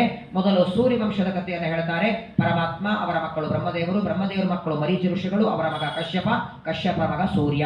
ಈ ಸೂರ್ಯನಿಂದ ಬಂದದ್ದು ಸೂರ್ಯವಂಶ. ಸೂರ್ಯವಂಶದಲ್ಲಿ ಅನೇಕ ರಾಜರು ಬರ್ತಾರೆ. ಆ ಪ್ರಧಾನವಾಗಿ ಸೂರ್ಯವಂಶದಲ್ಲಿ ಮುಕುಟಪ್ರಾಯನಾಗಿ ಸಾಕ್ಷಾತ್ ಭಗವಂತ ಶ್ರೀರಾಮಚಂದ್ರ ರೂಪದಿಂದ ಅವತಾರ ಮಾಡ್ತಾನೆ. ಸೂರ್ಯವಂಶದಲ್ಲಿ ಮೊಟ್ಟ ಮೊದಲಿಗೆ ಶ್ರಾದ್ದ ದೇವ, ಅವನಿಗೆ ಇಕ್ಷ್ವಾಕು, ನೃಗ, ಶರ್ಯಾದಿ, ದಿಷ್ಟ, ದಟ್ಟ, ಕಲುಷಕ, ನರಿಷ್ಯಂತ, ಪ್ರಶದ್ರ, ನಾಭಾಗ, ಕವಿ ಅಂತ 10 ಜನ ಮಕ್ಕಳು. ನಾಭಾಗರ ಮಗನೇ ಅಂಬರೀಷ. ಇದೇ ಕಾರ್ತಿಕ ಮಾಸದ ದ್ವಾದಶಿ ನಾಳೆ 1,00,000 ಜನ ಬ್ರಾಹ್ಮಣರನ್ನ ಕರೆದು ಏಕಾದಶಿ ಉಪವಾಸ ಮಾಡಿ ದ್ವಾದಶಿಯ ಪಾರಣೆಯನ್ನ ಮಾಡಬೇಕು. ಬ್ರಾಹ್ಮಣರನ್ನೆಲ್ಲ ಕರೆದಿದ್ದಾನೆ. ಎಲ್ಲ ಬ್ರಾಹ್ಮಣರ ಊಟ ಆಗಿ ತಾನು ತೀರ್ಥ ತಗೊಳ್ಳಬೇಕು. ದುರ್ವಾಸರು ಬರ್ತಾರೆ. ಸ್ನಾನ ಮಾಡಿ ಬರ್ತೇನೆ ಅಂತ ಹೋದವರು ನೀರಿನಲ್ಲಿ ಮುಳುಗಿದವರು ಬರ್ತಾ ಇಲ್ಲ. ಪಾರಣೆ ಹೊತ್ತು ಮುಳುಗುತ್ತಾ ಇದೆ. ತಾನು ತೀರ್ಥ ತಗೊಳ್ಳಬೇಕು ಅಂದಿದ್ದಾನೆ. ದುರ್ವಾಸರು ಒಂದು ಜಟೆಯನ್ನ ಅಪ್ಪಳಿಸಿ ಅಗ್ನಿಯನ್ನ ತಂದು ಅಂಬರೀಷನನ್ನ ಸುಡಬೇಕಂತಾರೆ. ಆ ದೇವರ ಕೊಟ್ಟ ಸುದರ್ಶನ ಚಕ್ರ ಬೆನ್ನತ್ತಿದೆ. ಮೊದಲು ಸತ್ಯಲೋಕಕ್ಕೆ, ಕೈಲಾಸ ಪರ್ವತಕ್ಕೆ, ಅಮುಕ್ತ ವೈಕುಂಠಕ್ಕೆ ಹೋಗಿ 3 ಕಡೆಗೆ ತಿರುಗಿ ಮತ್ತೆ ಇದೇ ಅಂಬರೀಷನ ಹತ್ರ ಮುಂದಿನ ವರ್ಷ ಕಾರ್ತಿಕ ದ್ವಾದಶಿ ಬರ್ತಾರೆ. ಆ ಏಕಾದಶಿ ವ್ರತದ ಮಹಿಮೆಯನ್ನೇ ಜಗತ್ತಿಗೆ ತೋರಿಸಿದಂತಹ ವ್ಯಕ್ತಿ ಅಂಬರೀಷ ರಾಜ. ಅವನಿಗೆ 3 ಜನ ಮಕ್ಕಳು, ವಿರೂಪ, ಕೇತುಮಾನ, ಶಂಭು. ಇದೇ ವಂಶದಲ್ಲಿ ಮುಂದೆ ಯುವನಾಶ್ವ ಬರ್ತಾನೆ. ಯುವನಾಶ್ವರ ಮಗ ಮಾಂಧಾತ ರಾಜ. ಮುಂದೆ ಬಾಹುಕ ರಾಜ, ಅವನ ಮಗ ಸಗರ ರಾಜ. ಸಗರ ರಾಜನ 60,000 ಜನ ಮಕ್ಕಳು ಕಪಿಲರ ಕಣ್ಣಿನಿಂದ ಭಸ್ಮ ಆಗ್ತಾರೆ. ಆ ಮಕ್ಕಳ ಉದ್ಧಾರಕ್ಕಾಗಿ ಗಂಗೆಯನ್ನು ಭೂಮಿಗೆ ತರಬೇಕು. ಸಗರ ನಂತರದಲ್ಲಿ ಅಂಶುಮಾನ್ ಬರ್ತಾನೆ. ಅವನ ನಂತರದಲ್ಲಿ ದಿಲೀಪ ಬರ್ತಾನೆ. ಅದರ ನಂತರದಲ್ಲಿ ಭಗೀರಥ ಬಂದ. ಭಗೀರಥನ ತಪಸ್ಸಿನಿಂದ ಭಾಗೀರಥಿ ಭೂಮಿಗೆ ಬರ್ತಾಳೆ. ಜ್ಯೇಷ್ಠ ಶುದ್ಧ ದಶಮಿ ಭಾಗೀರಥಿ ಭೂಮಿಗೆ ಬರ್ತಾಳೆ. ಆ ವಂಶದಲ್ಲಿ ಮುಂದೆ ಭಗೀರಥನ ವಂಶದಲ್ಲಿ ಖಟ್ವಾಂಗ, ಖಟ್ವಾಂಗರ ಮಗ ದೀರ್ಘಬಾಹು, ಅವನ ಮಗ ರಘು, ಅವನ ಮಗ ಅಜ, ಅವನ ಮಗ ದಶರಥ. ಅವನ ಮಗನಾಗಿ ಪರಮಾತ್ಮ ಸಾಕ್ಷಾತ್ ರಾಮಚಂದ್ರನಾಗಿ ಅವತಾರವನ್ನ ಮಾಡಿ ಸೀತಾದೇವಿಯನ್ನು ಮದುವೆ ಮಾಡಿಕೊಂಡು ಲವಕುಶರನ್ನ ಮಕ್ಕಳನ್ನಾಗಿ ಪಡೆದು 13,000 ವರ್ಷಗಳವರೆಗೆ ಅಯೋಧ್ಯೆ ರಾಜ್ಯವನ್ನ ಆಳಿದ ಶ್ರೀರಾಮಚಂದ್ರನ ಕಥೆಯನ್ನ ಸೂರ್ಯವಂಶದ ರಾಜರ ಕಥೆಯನ್ನ ಹೇಳಿ ಚಂದ್ರವಂಶದಲ್ಲಿ ಪರಮಾತ್ಮ ಭಗವಂತನ ಮಕ್ಕಳು ಬ್ರಹ್ಮದೇವರು, ಬ್ರಹ್ಮದೇವರ ಮಕ್ಕಳು ಅತ್ರಿ ಋಷಿಗಳು, ಅತ್ರಿ ಋಷಿಗಳ ಮಗ ಚಂದ್ರ, ಚಂದ್ರನ ಮಗ ಬುಧ, ಬುಧನ ಮಗ ಪುರೂರವ, ಪುರೂರವನ ಮಗ ಆಯು, ಆಯುವಿನ ಮಗ ನಹುಷ, ನಹುಷನ ಮಗ ಯಯಾತಿ, ಯಯಾತಿ ಮಗ ಯದುರಾಜ, ಯದುರಾಜನ ವಂಶದಲ್ಲಿ ಪರಮಾತ್ಮ ಶ್ರೀಕೃಷ್ಣನಾಗಿ ಅವತಾರ ಮಾಡ್ತಾನೆ. ಪಾಂಡವರು ಮತ್ತು ಕೃಷ್ಣ ಇಬ್ಬರೂ ಅವತಾರ ಮಾಡಿದ್ದು ಈ ಚಂದ್ರ ವಂಶದಲ್ಲೇನೆ. ಚಂದ್ರವಂಶದಲ್ಲಿ ಮುಂದೆ ದೇವಕ ರಾಜ, ಅವನ ಮಗಳಾದ ದೇವಕಿ, ಶೂರಸೀರನ ಮಗ ವಸುದೇವ, ಅವರಿಬ್ಬರಲ್ಲಿ ಮೊದಲು 6 ಜನ ಮಕ್ಕಳಾಗ್ತಾರೆ. ಕಂಸ ಕೊಂದು ಹಾಕ್ತಾನೆ. 7ನೇದು ಹುಟ್ಲಿಲ್ಲ, 8ನೇದು ಕೃಷ್ಣ, 9ನೇದು ಸುಭದ್ರ. ಇಷ್ಟು ಸಂಕ್ಷೇಪದಲ್ಲಿ ಕೃಷ್ಣನ ಕಥೆಯನ್ನ ಹೇಳಿ 9ನೇ ಸ್ಕಂದದ ಸಮಾಪ್ತಿಯನ್ನು ಶುಕಾಚಾರ ಮಾಡ್ತಾರೆ. 10ನೇ ಸ್ಕಂದದ ಪ್ರಾರಂಭದಲ್ಲಿ ಪರೀಕ್ಷಿತ ಅಂತಾನೆ ಕೃಷ್ಣನ ಕಥೆಯನ್ನ ವಿಸ್ತಾರವಾಗಿ ಹೇಳಿ, ನಾನು ಗರ್ಭದಲ್ಲಿದ್ದಾಗ ನನ್ನನ್ನ ಇವತ್ತು ನಿಮ್ಮ ಮುಂದೆ ಭಾಗವತ್ ಕೇಳೋದಕ್ಕೆ ಬದುಕಿದ್ದೇನೆ ಆ ಕೃಷ್ಣನ ದಯಾ. ಇಲ್ಲ ಅಂದ್ರೆ ಅಶ್ವತ್ಥಾಮನ ಬ್ರಹ್ಮಾಸ್ತ್ರದಿಂದ ಗರ್ಭದಲ್ಲಿ ಸತ್ತು ಹೋಗಿಬಿಟ್ಟಿದ್ದೇನ, ಅವನು ಹೊರಗೆ ಬಂದ ಮೇಲೆ ಬದುಕಿಸಿರಲಿಲ್ಲ ಅಂದ್ರೆ ಇವತ್ತು ಎಲ್ಲಿ ಭಾಗವತ ಸಿಗೋದು? ಅವರ ಕಥೆಯನ್ನು ನಿರೂಪಣೆ ಮಾಡಿ ಎಂದಾಗ ಮೊದಲು ಕೃಷ್ಣಾವತಾರ ಯಾಕಾಯಿತು, ಕೃಷ್ಣಾವತಾರದ ಹಿನ್ನೆಲೆ ಏನು ಅಂತ ಪರೀಕ್ಷಿತ ಕೇಳ್ತಾನೆ. ಒಂದು ದಿನ ಎಲ್ಲರ ಭಾರವನ್ನು ಹೊತ್ತುಕೊಂಡ ಭೂದೇವಿ ಆಕಳ ವೇಷ ಹಾಕಿಕೊಂಡು ಬ್ರಹ್ಮದೇವರ ಹತ್ರ ಬಂದು ನನ್ನ ಭಾರ ಕಡಿಮೆ ಆಗೋದಕ್ಕೆ ಏನಾದರೂ ಉಪಾಯವನ್ನು ಹೇಳಿ ಅಂತಾರೆ. ಆಗ ಬ್ರಹ್ಮದೇವರು ಪರಮಾತ್ಮನಿಗೆ ಪ್ರಾರ್ಥನೆ ಮಾಡಿದಾಗ ದೇವರಂದ, ಭೂಮಿಯ ಭಾರ ಕಡಿಮೆ ಮಾಡುವುದಕ್ಕೆ ನಾನೇ ಅವತಾರ ಮಾಡ್ತೇನೆ. ಮೂಲ ರೂಪದಲ್ಲಿರುವ ಅದಿತಿ ಕಶ್ಯಪರೇ ವಸುದೇವ ದೇವಕಿಯರಾಗಿದ್ದಾರೆ. ಆ ದೇವಕಿಯರ ಮಗನಾಗಿ ಶ್ರಾವಣ ಕೃಷ್ಣ ಅಷ್ಟಮಿ ರೋಹಿಣಿ ನಕ್ಷತ್ರದಲ್ಲಿ ಅವತಾರ ಮಾಡಿ ಬರ್ತೇನೆ ಅಂತ ಹೇಳ್ತಾರೆ. ಅದಕ್ಕೂ ಮೊದಲು ವಸುದೇವ ದೇವಕಿಯರ ಮದುವೆಯಾಯಿತು, ಆಕಾಶವಾಣಿಯಾಯಿತು. ಇವಳಲ್ಲಿ ಹುಟ್ಟುವ 8ನೇ ಗರ್ಭದಿಂದ ಮರಣ ಅಂತ ಕೇಳಿ ವಸುದೇವ ದೇವಕಿಯರ ಬಂಧನದಲ್ಲಿ ಇಡ್ತಾನೆ. ಮೊದಲನೇ ವರ್ಷಕ್ಕೆ ಕೀರ್ತಿಮಂತ ಅಂತ ಮಗು ಹುಟ್ಟುತ್ತದೆ. ಅದನ್ನು ತಂದು ಕಂಸನಿಗೆ ಕೊಡ್ತಾನೆ. 6 ಜನ ಮಕ್ಕಳನ್ನ ಕಂಸ ಕೊಂದು ಹಾಕಿದ. 7ನೇದು ಶೇಷದೇವರು ಗರ್ಭದಲ್ಲಿ ಪ್ರವೇಶ ಮಾಡ್ತಾರೆ. 3 ತಿಂಗಳ ಗರ್ಭವನ್ನ ದೇವಕಿಯ ಗರ್ಭದಿಂದ ಎತ್ತಿ ರೋಹಿಣಿಯ ಗರ್ಭಕ್ಕೆ ಇಡುವಂತಹ ವ್ಯವಸ್ಥೆಯನ್ನು ದುರ್ಗಾದೇವಿಗೆ ಹೇಳ್ತಾರೆ. ಪರಮಾತ್ಮ ದೇವಕಿಯ ಗರ್ಭದಲ್ಲಿ ಪ್ರವೇಶ ಮಾಡಿ 10 ತಿಂಗಳು ದೇವಕಿಯ ಗರ್ಭದಲ್ಲಿದ್ದು ಶ್ರಾವಣ ಕೃಷ್ಣ ಅಷ್ಟಮಿ ರೋಹಿಣಿ ನಕ್ಷತ್ರದ ಪರ್ವಕಾಲದಲ್ಲಿ ಎಲ್ಲ ದೇವತೆಗಳು ಭಗವಂತನ ದರ್ಶನಕ್ಕಾಗಿ ಕಾಯ್ತಾ ಇದ್ದಾರೆ. ಚತುರ್ಭುಜನಾಗಿ ಶಂಖಚಕ್ರ ಗದಾ ಪದ್ಮಧಾರಣ ಮಾಡಿ ಚತುರ್ಭುಜನಾಗಿ 14 ವರ್ಷದ ತರುಣನಾಗಿ ದೇವಕಿಯ ಗರ್ಭದಿಂದ ಅವತಾರ ಮಾಡ್ತಾನೆ. ಯಾರು ನೀನು ಅಂತ ದೇವಕಿ ಹೇಳ್ತಾ, ನಾನು ನಿನ್ನ ಮಗ ಆಗಿದ್ದರೆ ಮಗುವಾಗಿ ಬರಬೇಕು, ಇಷ್ಟು ದೊಡ್ಡ ರೂಪದಿಂದ ಯಾಕೆ ಬಂದಿ ಅಂತ ಕೇಳ್ತಾಳೆ. ನಾನು ಮಗುವಾಗಿ ಬಂದಿದ್ದರೆ ಕೊನೆಯವರೆಗೂ ನನ್ನನ್ನು ಮಗ ಅಂತ ಪ್ರೀತಿ ಮಾಡ್ತಿದ್ದೆ, ದೇವರು ಅಂತ ತಿಳಿದಿರಲಿಲ್ಲ, ನೀನು ನನ್ನ ಜ್ಞಾನ ಬರಲಿ ಅಂತ ಹೀಗೆ ಬಂದದ್ದು. ನಿನ್ನನ್ನು ಮಗುವಾಗಿ ನೋಡಬೇಕು ಅಂತ ಅಪೇಕ್ಷೆ ಇದೆ. ಸತ್ಯ ಬಭೂವ ಪ್ರಾಕೃತ ಶಿಶು. ಕ್ಷಣ ಮಾತ್ರದಲ್ಲಿ ಮಗುವಾಗ್ತಾನೆ. ಆ ಮಗುವನ್ನು ಕರ್ಕೊಂಡು ತುಂಬಿದ ಯಮುನೆಯನ್ನು ದಾಟಿ ಗೋಕುಲಕ್ಕೆ ಬಂದು ಅಲ್ಲಿ ಕೃಷ್ಣನನ್ನು ಮಲಗಿಸಿ ಅಲ್ಲಿದ್ದಂತಹ ದುರ್ಗಾದೇವಿಯನ್ನು ಕರ್ಕೊಂಡು ಬರ್ತಾನೆ. ಮತ್ತೆ ಮೊದಲಿನಂತೆ ಎಲ್ಲ ದ್ವಾರಪಾಲಕರು ಹೇಳ್ತಾರೆ, ಕಂಸನಿಗೆ ಹೇಳ್ತಾರೆ 8ನೇ ಗರ್ಭ ಹುಟ್ಟಿತು. ಕಂಸ ಬಂದು ಕೊಡು ಅಂತಾನೆ. ದೇವಿಗೆ ಅಂತಾನೆ, ಹೆಣ್ಣು ಮಗು ಇದು, ಪರವಾಗಿಲ್ಲ ಕೊಡು. ಹೆಣ್ಣು ಗಂಡು ಒಟ್ಟಿಗೆ 8ನೇ ಗರ್ಭದಿಂದ ಮರಣ. ಆ ಮಗುವನ್ನ ಎತ್ತಿ ಅಪ್ಪಳಿಸಬೇಕು, ಕೈ ಜಾರಿ ಆಕಾಶಕ್ಕೆ ಹೋಗಿ ಅಷ್ಟಭುಜ ಧಾರಣ ಮಾಡಿ ನಿಂದಿರ್ತಾಳೆ. ಎಲ್ಲ ದೇವತೆಗಳ ದುರ್ಗಾದೇವಿಯ ಸ್ತೋತ್ರವನ್ನ ಮಾಡ್ತಾರೆ. ಅನಂತರದಲ್ಲಿ ಕಂಸ ತನ್ನ ಶತ್ರು ಎಲ್ಲಿದ್ದಾನೆ ಹುಡುಕಬೇಕು ಅಂತ ಮೊಟ್ಟ ಮೊದಲನೇದು ಪೂತನ, 2ನೇದು ತ್ರಿಣಾವರ್ತ, 3ನೇದು ಶಕಟಾಸುರ, 4ನೇದು ಅರುಷ್ಟಾಸುರ, ವ್ಯೋಮಾಸುರ, ಕಾಕಾಸುರ, ಬಕಾಸುರ, ಏನು ಅಸುರರನ್ನು ಒಬ್ಬೊಬ್ಬರಾಗಿ ಕಳಿಸ್ತಾನೆ. ಪರಮಾತ್ಮ ಅವರನ್ನೆಲ್ಲ ಸಂಹಾರ ಮಾಡ್ತಾ ಸರಿಯಾಗಿ 12ನೇ ದಿನ ಗರ್ಗಾಚಾರ್ಯರು ಕೃಷ್ಣ ಬಲರಾಮ ಅಂತ ನಾಮಕರಣ ಮಾಡ್ತಾರೆ. 1 ವರ್ಷಕ್ಕೆ ಅಂಬೆಗಾಲನ್ನು ಇಡ್ತಾನೆ. ಎಲ್ಲ ಗೋಪಾಲಕರ ಮನೆಯಲ್ಲಿ ಪರಮಾತ್ಮ ಬೆಣ್ಣಿಯನ್ನ ಕಳತನ ಮಾಡ್ತಾ, ಯಾವಾಗಲೂ ಇನ್ನೊಬ್ಬರಿಗೆ ಕೊಡುವ ಸ್ವಾಮಿ ಕಳತನ ಮಾಡುವ ಅವಶ್ಯಕತೆ ಇರಲಿಲ್ಲ, ನೀವು ತಿನ್ನೋದೆಲ್ಲ ನನಗೆ ಕೊಟ್ಟು ತಿನ್ನಿ ಅನ್ನುವ ಜ್ಞಾನ ನಮಗೆ ಬರಲಿ ಅನ್ನೋದಕ್ಕಾಗಿ ಪರಮಾತ್ಮ ಎಲ್ಲರಲ್ಲಿ ನವನೀತ ಚೋರದ ಲೀಲೆಯನ್ನು ಮಾಡ್ತಾನೆ. ಒಂದು ದಿನ ಕೃಷ್ಣನಿಗೆ ಒರಳಿನಗೆ ಕಟ್ಟುತ್ತಾಳೆ.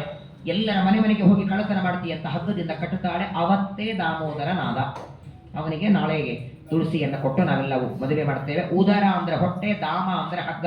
ಹಗ್ಗದಿಂದ ಕಟ್ಟಿದ್ದರಿಂದ ಅವರ ಹೊಟ್ಟೆ ಕಟ್ಟಿದ್ದರಿಂದ ದಾಮೋದರ. ಆ ಒರಳನ್ನು ಸೊಂಟಕ್ಕೆ ಕಟ್ಟಿಕೊಂಡು ತನ್ನ ಮನೆಯ ಅಂಗಳದಲ್ಲಿದ್ದ ಎತ್ತರವಾದ 2 ಗಿಡಗಳನ್ನು ಬೀಳಿಸ್ತಾನೆ. ನಲಕೂಪರ ಮಣಿಗ್ರೀವರನ್ನು ಉದ್ಧಾರ ಮಾಡ್ತಾನೆ. ಅನಂತರದಲ್ಲಿ 2 ವರ್ಷ ತುಂಬಿ 3ನೇ ವರ್ಷಕ್ಕೆ ಎಲ್ಲ ಆಕಳಗಳನ್ನು ತಗೊಂಡು ವೃಂದಾವನದಲ್ಲಿ ಗೋಪಾಲಕನಾಗಿ ಆಟ ಆಡ್ತಾನೆ. ಒಂದು ದಿನ ಆಕಳಗಳ ನೀರೆಲ್ಲ ಕುಡಿದು ಸತ್ತೋಗಿವೆ. ಆ ಯಮುನಾ ನದಿಯಲ್ಲಿ ಕಾಲಿಯಾ ಸರ್ಪ ಇದ್ದಾನೆ ಅಂತ ಗೊತ್ತಾಗಿ ಒಳಗೆ ಧುಮುಕಿ ಚೆನ್ನಾಗಿ ಮಥನ ಮಾಡಿ ಆ ಕಾಲಿಯಾ ಸರ್ಪದ ಹೆಡೆ ಮೇಲೆ ತುಳಿದು ಅವರನ್ನ ಮೇಲೆ ಕಳಿಸ್ತಾನೆ. ಅನಂತರ ಒಂದು ದಿನ ಎಲ್ಲ ಇಂದ್ರನ ಸಲುವಾಗಿ ಯಜ್ಞಯಾಗ ಮಾಡುವಂತಹ ಎಲ್ಲ ತನ್ನ ಗೋಪಾಲಕರಿಗೆ ಗೋವರ್ಧನ ಪೂಜೆಯನ್ನು ಮಾಡೋಣ ಅಂತ ಹೇಳ್ತಾನೆ. ಗೋವರ್ಧನ ಪೂಜೆ ಮಾಡ್ತಾರೆ. ಇಂದ್ರದೇವರು ಕೋಪದಿಂದ ಮಳೆ ಹಾಕ್ತಾರೆ. 7 ದಿನಗಳವರೆಗೆ ಕಿರುಬೆರಳಿನಲ್ಲಿ ಗೋವರ್ಧನಗಿರಿಯನ್ನ ಎತ್ತಿ ಗೋಪಾಲರ ರಕ್ಷಣೆಯನ್ನು ಮಾಡ್ತಾನೆ. ಮತ್ತೊಂದು ದಿನ ಗೋಪಿಕಾಸ್ತ್ರೀಯರ ಜೊತೆಗೆ ರಸಕ್ರೀಡೆ ಮಾಡುವಾಗ ಗೋಪಿಕಾಸ್ತ್ರೀಯರಿಗೆ ಅಹಂಕಾರ ಬಂತು. ಅವರನ್ನೆಲ್ಲ ಬಿಟ್ಟು ಪರಮಾತ್ಮ ಅದೃಶ್ಯನಾಗ್ತಾನೆ. ಗೋಪಿಗೀತದಿಂದ ಪರಮಾತ್ಮನನ್ನ ಅತ್ಯಂತ ಭಕ್ತಿಯಿಂದ ಸ್ತೋತ್ರ ಮಾಡ್ತಾರೆ. ಪರಮಾತ್ಮ ಅವರೆಲ್ಲರಿಗೆ ಅನುಗ್ರಹವನ್ನ ಮಾಡ್ತಾನೆ. ಒಂದು ದಿನ ನಾರದರ ಬಂದು ಕಂಸನ ಸಂಹಾರವನ್ನ ಮಾಡುವಂತಾರೆ. 8 ವರ್ಷದ ಕೃಷ್ಣ ಮತ್ತೆ ಗೋಕುಲದಿಂದ ಮಥುರೆಗೆ ಬರ್ತಾನೆ. ಕುವಲಯಾಪೀಡ ಅನ್ನುವ ಆನೆಯನ್ನ ಕೊಂದು ಚಾಣೂರ ಮುಷ್ಟಿಕರೆಂಬ ಮಲ್ಲರನ್ನ ಕೊಂದು ಕಂಸನ ಸಂಹಾರ ಮಾಡ್ತಾನೆ. ಕಂಸ ಸತ್ತ ಮೇಲೆ ಆಸ್ತಿ ಪ್ರಾಸ್ತಿ ಅಂತ ಕಂಸನ ಹೆಂಡಂದರು ಜರಾಸಂಧನ ಮಕ್ಕಳು ಜರಾಸಂಧನಿಗೆ ಹೋಗಿ ಹೇಳ್ತಾರೆ. 23 ಅಕ್ಷೋಹಿಣಿ ಸೈನ್ಯವನ್ನು ತಗೊಂಡು ಬರ್ತಾನೆ. ಬಲರಾಮ ಕೃಷ್ಣ ಇಬ್ಬರು ಸಂಹಾರ ಮಾಡ್ತಾರೆ. 18 ಬಾರಿ ಯುದ್ಧಕ್ಕೆ ಬರ್ತಾನೆ ಜರಾಸಂಧ. ಕೊನೆಗೆ ನಾರದರಂತಾರೆ, ಕೃಷ್ಣನನ್ನ ಕೊಲ್ಲೋದಕ್ಕಾಗಿ ನೀನು ಕಾಲಯವನ ಹತ್ರ ಹೋಗು ಅಂದಾಗ ಕಾಲಯವನಿಗೆ ಬೇಡಿಕೊಳ್ಳುತ್ತಾರೆ. ಕಾಲಯವನ ಬರ್ತಾನೆ. ಒಂದೇ ರಾತ್ರಿಯಲ್ಲಿ ಎಲ್ಲರೂ ಮಥುರೆಯಲ್ಲಿ ಮಲಗಿದ್ದಾರೆ.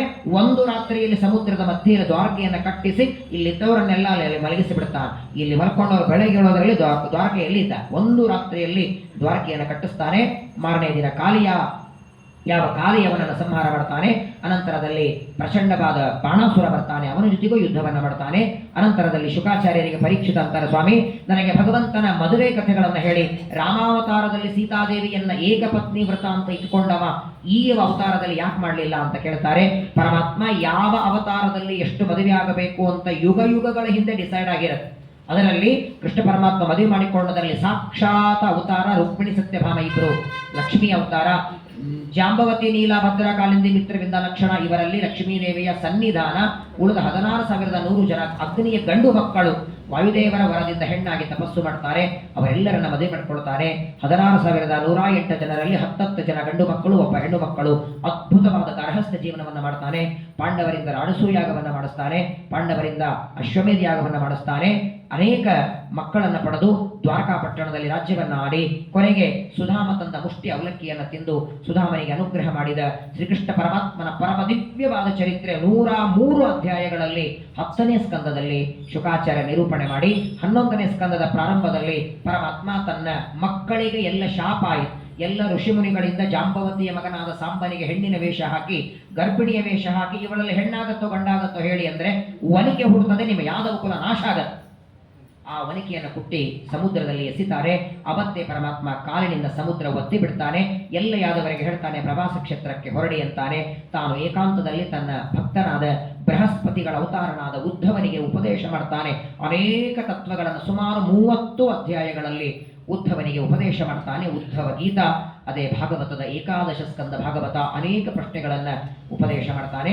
ಅದರ ನಂತರದಲ್ಲಿ 12ನೇ ಸ್ಕಂದದ ಪ್ರಾರಂಭದಲ್ಲಿ ಪರೀಕ್ಷಿತಂತಾರೆ, ಮುಂದೆ ಕಲಿಯುಗ ಹೇಗೆ ಬರೋದಿದೆ, ಹೇಗಾಗೋದಿದೆ, ಕಲಿಯುಗದಲ್ಲಿ ಏನೇನಾಗುತ್ತೆ ಹೇಳಿ ಎಂದಾಗ ಕಲಿಯುಗದ ಧರ್ಮ, ಕಲಿಯುಗದಲ್ಲಿರುವ ಜನ, ಕಲಿಯುಗದಲ್ಲಿರುವಂತಹ ಮುಂದೆ ನಡೆಯುವ ಅನೇಕ ತರಹದ ಧರ್ಮಾಧರ್ಮಗಳ ವ್ಯವಸ್ಥೆ ಶುಕಾಚಾರ್ಯರ ನಿರೂಪಣೆಯನ್ನು ಮಾಡ್ತಾರೆ.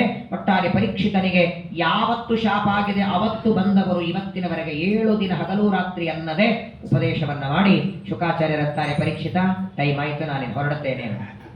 3/4 ಗಂಟೆ ಆಯಿತು, ಸಮಗ್ರ ಭಾಗವತ ಶ್ರವಣ ಮಾಡಿದ್ದಿ, ನಾನೇನು ಹೊರಡುತ್ತೇನೆ ಅಂತ ಶುಕಾಚಾರ್ಯರು ಪರೀಕ್ಷಿತನ ತಲೆಯ ಮೇಲೆ ಕೈ ಇಟ್ಟು ಪರೀಕ್ಷಿತರಾದ ಶುಕಾಚಾರ್ಯರ ಪಾದಪೂಜೆಯನ್ನು ಮಾಡ್ತಾನೆ. ಅರ್ಘ್ಯಪಾದ್ಯಗಳಿಂದ ಪೂಜೆ ಮಾಡಿ ಪ್ರದಕ್ಷಿಣೆ ಹಾಕ್ತಾನೆ. ಜ್ಞಾನ ಕೊಟ್ಟ ನಿಮಗೇನು ಕೊಡ್ಲಿ, ಸಮಗ್ರ ಪೃಥ್ವಿ ತುಂಬೆ ಬಂಗಾರದ ನಾಣ್ಯ ದಕ್ಷಿಣೆ ಕೊಟ್ಟರು ಕಡಿಮೆ, ನೀವು ಮಾಡಿದ್ದಕ್ಕೆ ನಾನು ಏನು ಕೊಡ್ಲಿಕ್ಕೆ ಸಾಧ್ಯವಿಲ್ಲ ಅಂತಾನೆ. ಕೊನೆಗೆ ಶುಕಾಚಾರ್ಯರ ಪಾದಪೂಜೆಯನ್ನು ಮಾಡಿ ಶುಕಾಚಾರ್ಯ ಹೊರಡುತ್ತಾರೆ. ಪರೀಕ್ಷಿತ ಸಿದ್ಧನಾಗಿ ಕೂತಿದ್ದಾನೆ. ತಕ್ಷಕ ಬರ್ತಾ ಇದ್ದಾನೆ. ಬರುವಾಗ ದಾರಿಯಲ್ಲಿ ಕಶ್ಯಪ ಅನ್ನುವ ಆಚಾರ್ಯರು ಬರ್ತಿದ್ದಾರೆ. ಆ ಕಶ್ಯಪ ಬ್ರಾಹ್ಮಣನಿಗೆ ಕೇಳ್ತಾನೆ, ತಕ್ಷಕ ಎಲ್ಲಿ ಹೊರಟ್ರೆ? ಪರೀಕ್ಷಿತ ಸತ್ತ ಮೇಲೆ ಬದುಕಿಸ್ಲಿಕ್ಕೆ ಹೊಂಟೀನಿ ಅಂದಾಗ, ಸರಿ ಹಾಗಾದ್ರೆ ನಾನೇ ತಕ್ಷಕ ಒಂದು ಪರೀಕ್ಷೆ ಮಾಡ್ತೇನೆ ಅಂತ ಹಚ್ಚು ಹಸರಾದ ಗಿಡಕ್ಕೆ ತಕ್ಷಕ ಕಚ್ಚುತ್ತಾನೆ. ಸುಟ್ಟು ಬೂದಿಯಾಗತ್ತೆ. ಮತ್ತೆ ತಮ್ಮ ಯೋಗ ಸಾಮರ್ಥ್ಯದಿಂದ ಮಂತ್ರಶಕ್ತಿಯಿಂದ ಬದುಕಿಸ್ತಾರೆ. ಆಗ ಆ ಕಶ್ಯಪ ಬ್ರಾಹ್ಮಣನಿಗೆ ತಕ್ಷಕ ದಕ್ಷಿಣೆ ಕೊಟ್ಟಲ್ಲೇ ಕಳಿಸಿಬಿಡ್ತಾನೆ. ಒಂದು ಹಣ್ಣಿನಲ್ಲಿ ಪ್ರವೇಶ ಮಾಡ್ತಾನೆ. ಆದರೆ ಪರೀಕ್ಷಿತರು ಶುಕಾಚಾರ್ಯರ ಉಪದೇಶ ಮಾಡಿದಂತೆ ಯೋಗ ಸಾಮರ್ಥ್ಯದಿಂದ ಜಾಠರ ತಮ್ಮ ದೇಹದಲ್ಲಿರುವ ಜೀವನನ ಸುಷುಮ್ನಾ ನಾಡಿಯ ಮೂಲಕ ಬ್ರಹ್ಮದಿಂದ ಉತ್ಕ್ರಮಣ ಮಾಡ್ತಾರೆ.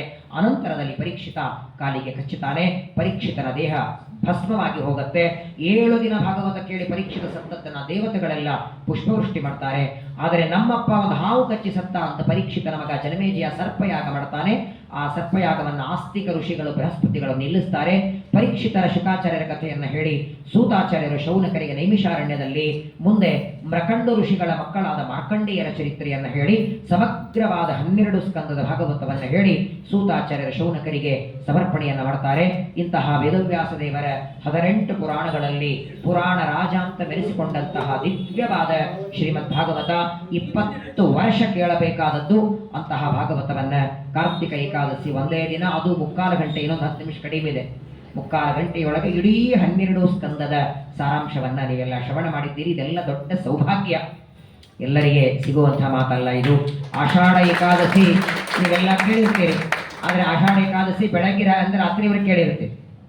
ಬೆಳಗ್ಗೆ 8 ಗಂಟೆಗೆ ಶುರುವಾದ ರಾತ್ರಿ 8 ಗಂಟೆವರೆಗೆ ಒಂದೊಂದು ಸ್ಕಂದಗಳನ್ನು, ನಿಮ್ಮನ್ನು ಅದರಿಂದ ವಂಚನೆ ಮಾಡಬಾರದು ಅನ್ನೋ ಉದ್ದೇಶದಿಂದ ಒಂದು ಗಂಟೆಯೊಳಗಾದರೂ ಪರವಾಗಿಲ್ಲ ಎಲ್ಲ ಸ್ಕಂದಗಳಲ್ಲಿ ಬರುವ ಸಾರಾಂಶವನ್ನು ಶ್ರವಣ ಮಾಡಿದ್ದೇವೆ. ಕಾರ್ತಿಕ ಮಾಸ ನಿಯಾಮಕನಾದ ದಾಮೋದರ ರೂಪಿಯಾದ ಪರಮಾತ್ಮನಿಗೆ ನಾಳೆಗೆ ತುಳಸಿಯನ್ನು ಕೊಟ್ಟು ಮದುವೆ ಮಾಡಬೇಕು. ಯಾವಾಗಲೂ ವರ ಪೂಜೆ ಮಾಡಿ ಆ ವರುವಿಗೆ ಮೊದಲು ವರದಕ್ಷಿಣೆಯನ್ನು ಕೊಡಬೇಕಲ್ಲ. ಮಗಳನ್ನು ಕೊಡುವಾಗ ವರದಕ್ಷಿಣೆ ಕೊಡ್ತೀರ, ಹಾಗಾದ್ರೆ ತುಳಸಿ ಎಂಬ ಕನ್ಯೆಯನ್ನ ದಾಮೋದರನಿಗೆ ನಾಳೆ ಕೊಡ್ತಿದ್ದೆ. ದೇವರಂತಾನ ವರದಕ್ಷಿಣೆ ಏನು ಅಂದ್ರೆ, ಮುಕ್ಕಾಲು ಗಂಟೆಯಲ್ಲಿ 12 ಸ್ಕಂದ ಭಾಗವತ್ ಕೇಳಿದ್ದೇನೆ, ಇದೇ ವರದಕ್ಷಿಣೆ ನಿನಗೆ. ಯಾಕಂದ್ರೆ ನಿನಗೆ ಸೇರೋದೇ ಪುಣ್ಯ ಅಲ್ಲವೇ, ಬೇರೆ ಅಪೇಕ್ಷೆ ಪಡಲ್ಲ ನೀನು. ಹಾಗಾಗಿ ಏಕಾದಶಿಯ ಪರ್ವಕಾಲದಲ್ಲಿ ಕೇಳಿದ 12 ಸ್ಕಂದ ಭಾಗವತ ಶ್ರವಣದಿಂದ ಬಂದ ಪುಣ್ಯ ಅದನ್ನೇ ವರದಕ್ಷಿಣೆ ರೂಪದಲ್ಲಿ ಕೊಡ್ತೇನೆ, ನಮ್ಮ ಮಗಳಾದ ತುಳಸಿಯನ್ನು ವಿವಾಹ ಮಾಡಿಕೋ ಅಂತ ಪರಮಾತ್ಮನಿಗೆ ತುಳಸಿಯನ್ನು ಕೊಟ್ಟು ವಿವಾಹವನ್ನ ಮಾಡಿ ಆ ಕಾರ್ತಿಕ ರಾಧಾ ದಾಮೋದರ ಅನುಗ್ರಹವಾಗಲಿ. ಪ್ರಬೋಧೋತ್ಸವ ನಾಳೆ. ಪ್ರಬೋಧ ಅಂದರೆ ಬರೀ ಎಚ್ಚರಾಗೋದಲ್ಲ, ಜ್ಞಾನ ತಿಳುವಳಿಕೆ. ಅಜ್ಞಾನದಲ್ಲಿ ಬಿದ್ದ ನಮ್ಮನ್ನೆಲ್ಲ ಸುಜ್ಞಾನದ ಬೆಳಕಿಗೆ ಪರಮಾತ್ಮ ತಂದುಕೊಡ್ಲಿ. ನಮ್ಮನ್ನು ನಿರಂತರವಾಗಿ ಭಾಗವತಾದಿ ಗ್ರಂಥಗಳ ಶ್ರವಣ ಮನನ ಮಾಡುವ, ನಾಮಸ್ಮರಣೆ ಮಾಡುವ ಭಾಗ್ಯವನ್ನ ದೇವರು ಕರುಣಿಸಲಿ ಅಂತ ಪ್ರಾರ್ಥನೆ ಮಾಡ್ತಾ, ನಾಳಿಗೆ ಸಾಯಂಕಾಲ ತುಳಸಿ ವಿವಾಹ. ವಾಸ್ತವಿಕವಾಗಿ ತುಳಸಿಯ ಮದುವೆ ಸಾಯಂಕಾಲವಿದೆ. ಸಂಘದಲ್ಲಿ ಬೆಳಗ್ಗೆ ಮಾಡ್ತಾರಂತೇಳಿ ಸಾಯಂಕಾಲ ಪ್ರವಚನಕ್ಕೆ ನಾನು ಬರೋದು ಕಷ್ಟ. ನಮ್ಮನೆಯಲ್ಲಿ ಸಾಯಂಕಾಲ ತುಳಸಿ ವಿವಾಹ ಇರುತ್ತೆ. ಹಾಗಾಗಿ ನಾಳೆಗೆ ಬಿಟ್ಟು ನಾಡಿದ್ದು ಒಂದಿನ ಪ್ರವಚನ ಮಾಡಿ ಮಂಗಲ ಮಾಡಬೇಕು. ನಾಳೆಗೆ ಒಂದು ದಿನ ತುಳಸಿ ಮದುವೆಯನ್ನು ನೀವು ನಿಮ್ಮ ಮನೆಗಳಲ್ಲಿ ನಿರ್ವ್ಯಾಜವಾಗಿ ಮಾಡಿ, ಅನಿವಾರ್ಯ. ಯಾಕಂದರೆ ಬೇರೆ ಸಮಯದಲ್ಲಿ ನೀವು ಬರೋದು ಕಷ್ಟ ಆಗುತ್ತೆ, ತಯಾರಿ ಇರುತ್ತೆ. 6 ಗಂಟೆಗೆ 6:15 ತುಳಸಿ ವಿವಾಹ ಇರುತ್ತೆ ಮನೆಯಲ್ಲಿ. ನಾಡಿದ್ದು 14ನೇ ತಾರೀಕು ಮೊದಲನೇ ಸ್ಕಂದದ ಸಮಾಪ್ತಿ. ಕಳೆದ 20 ದಿನಗಳಿಂದ ನೋಡಿ, ಪ್ರಥಮ ಸ್ಕಂದ 20 ದಿನಗಳಿಂದ ಕೇಳ್ತೀವಿ. ಮೊದಲನೇ ಸ್ಕಂದ ಇನ್ನೂ ಮುಗಿತಾ ಇಲ್ಲ. ಮುಕ್ಕಾಲು ಗಂಟೆ 12 ಸ್ಕಂದ ಮುಗಿಸ್ಬಿಟ್ರೆ ನೀವೆಲ್ಲ. ಪರಮಾತ್ಮನ ವಿಶೇಷ ಅನುಗ್ರಹ. ಹಾಗಾಗಿ ನಾಳೆಗೆ ಉತ್ಥಾನ ದ್ವಾದಶಿ ತುಳಸಿಯ ವಿವಾಹವನ್ನ ಮಾಡಿ ಪರಮಾತ್ಮನಿಗೆ ತುಳಸಿಯನ್ನು ಕೊಟ್ಟು ಮದುವೆ ಮಾಡಿ, ನಾಡಿದ್ದು ಪ್ರಥಮ ಸ್ಕಂದದ ಸಮಾಪ್ತಿಯನ್ನ ಮಾಡಿ ಮತ್ತೆ ಯಾತ್ರೆಯಿಂದ ಬಂದ ಮೇಲೆ ದ್ವಿತೀಯ ಸ್ಕಂದದ ಭಾಗವತ ಶ್ರವಣ ಮಾಡೋಣ. ಆಯುಷ್ಯ ಇರೋವರೆಗೆ ಭಾಗವತ ಗ್ರಂಥದ ಶ್ರವಣವನ್ನ ನಿತ್ಯದಲ್ಲಿ ನಡೆಯುವಂತೆ ಪರಮಾತ್ಮ ಅನುಗ್ರಹವನ್ನ ಮಾಡಲಿ. ಏಕಾದಶಿಯ ಪರ್ವಕಾಲದಲ್ಲಿ ಅವನೇ ಒಳಗಿದ್ದು ನುಡಿಸಿದ ಈ 12 ಸ್ಕಂದಗಳ ಸಾರಾಂಶದ ಪ್ರವಚನ ಅವನ ಪಾದಗಳಲ್ಲಿ ಒಂದು ಹೂವಿನ ರೂಪದಲ್ಲಿ ಪರಮಾತ್ಮನಿಗೆ ಸಮರ್ಪಣೆಯನ್ನ ಮಾಡುತ್ತಾ, ಇದೇ ರೀತಿ ಭಾಗವತ ಪ್ರವಚನ ಮಾಡುವ ಭಾಗ್ಯವನ್ನ ದೇವರು ಕೊಡಲಿ ಅಂತ ದೇವರಲ್ಲಿ ಪ್ರಾರ್ಥನೆ ಮಾಡ್ತಾ, ಅಸ್ಮದ್ಗುರುವಂತರ್ಗತ ಭಾರತೀಯ ಪ್ರಾಣಾಂತರ್ಗತ ಅಂಬ್ರಣಿಪತಿ ವೇದವ್ಯಾಸಾಭಿನ್ನ ಕಾರ್ತಿಕ ರಾಧಾ ದಾಮೋದರ ಪ್ರಿಯತಾಂ ಪ್ರೀತೋ ಭವತು. ಮಧ್ವಾಂತರ್ಗತ ಶ್ರೀಕೃಷ್ಣ.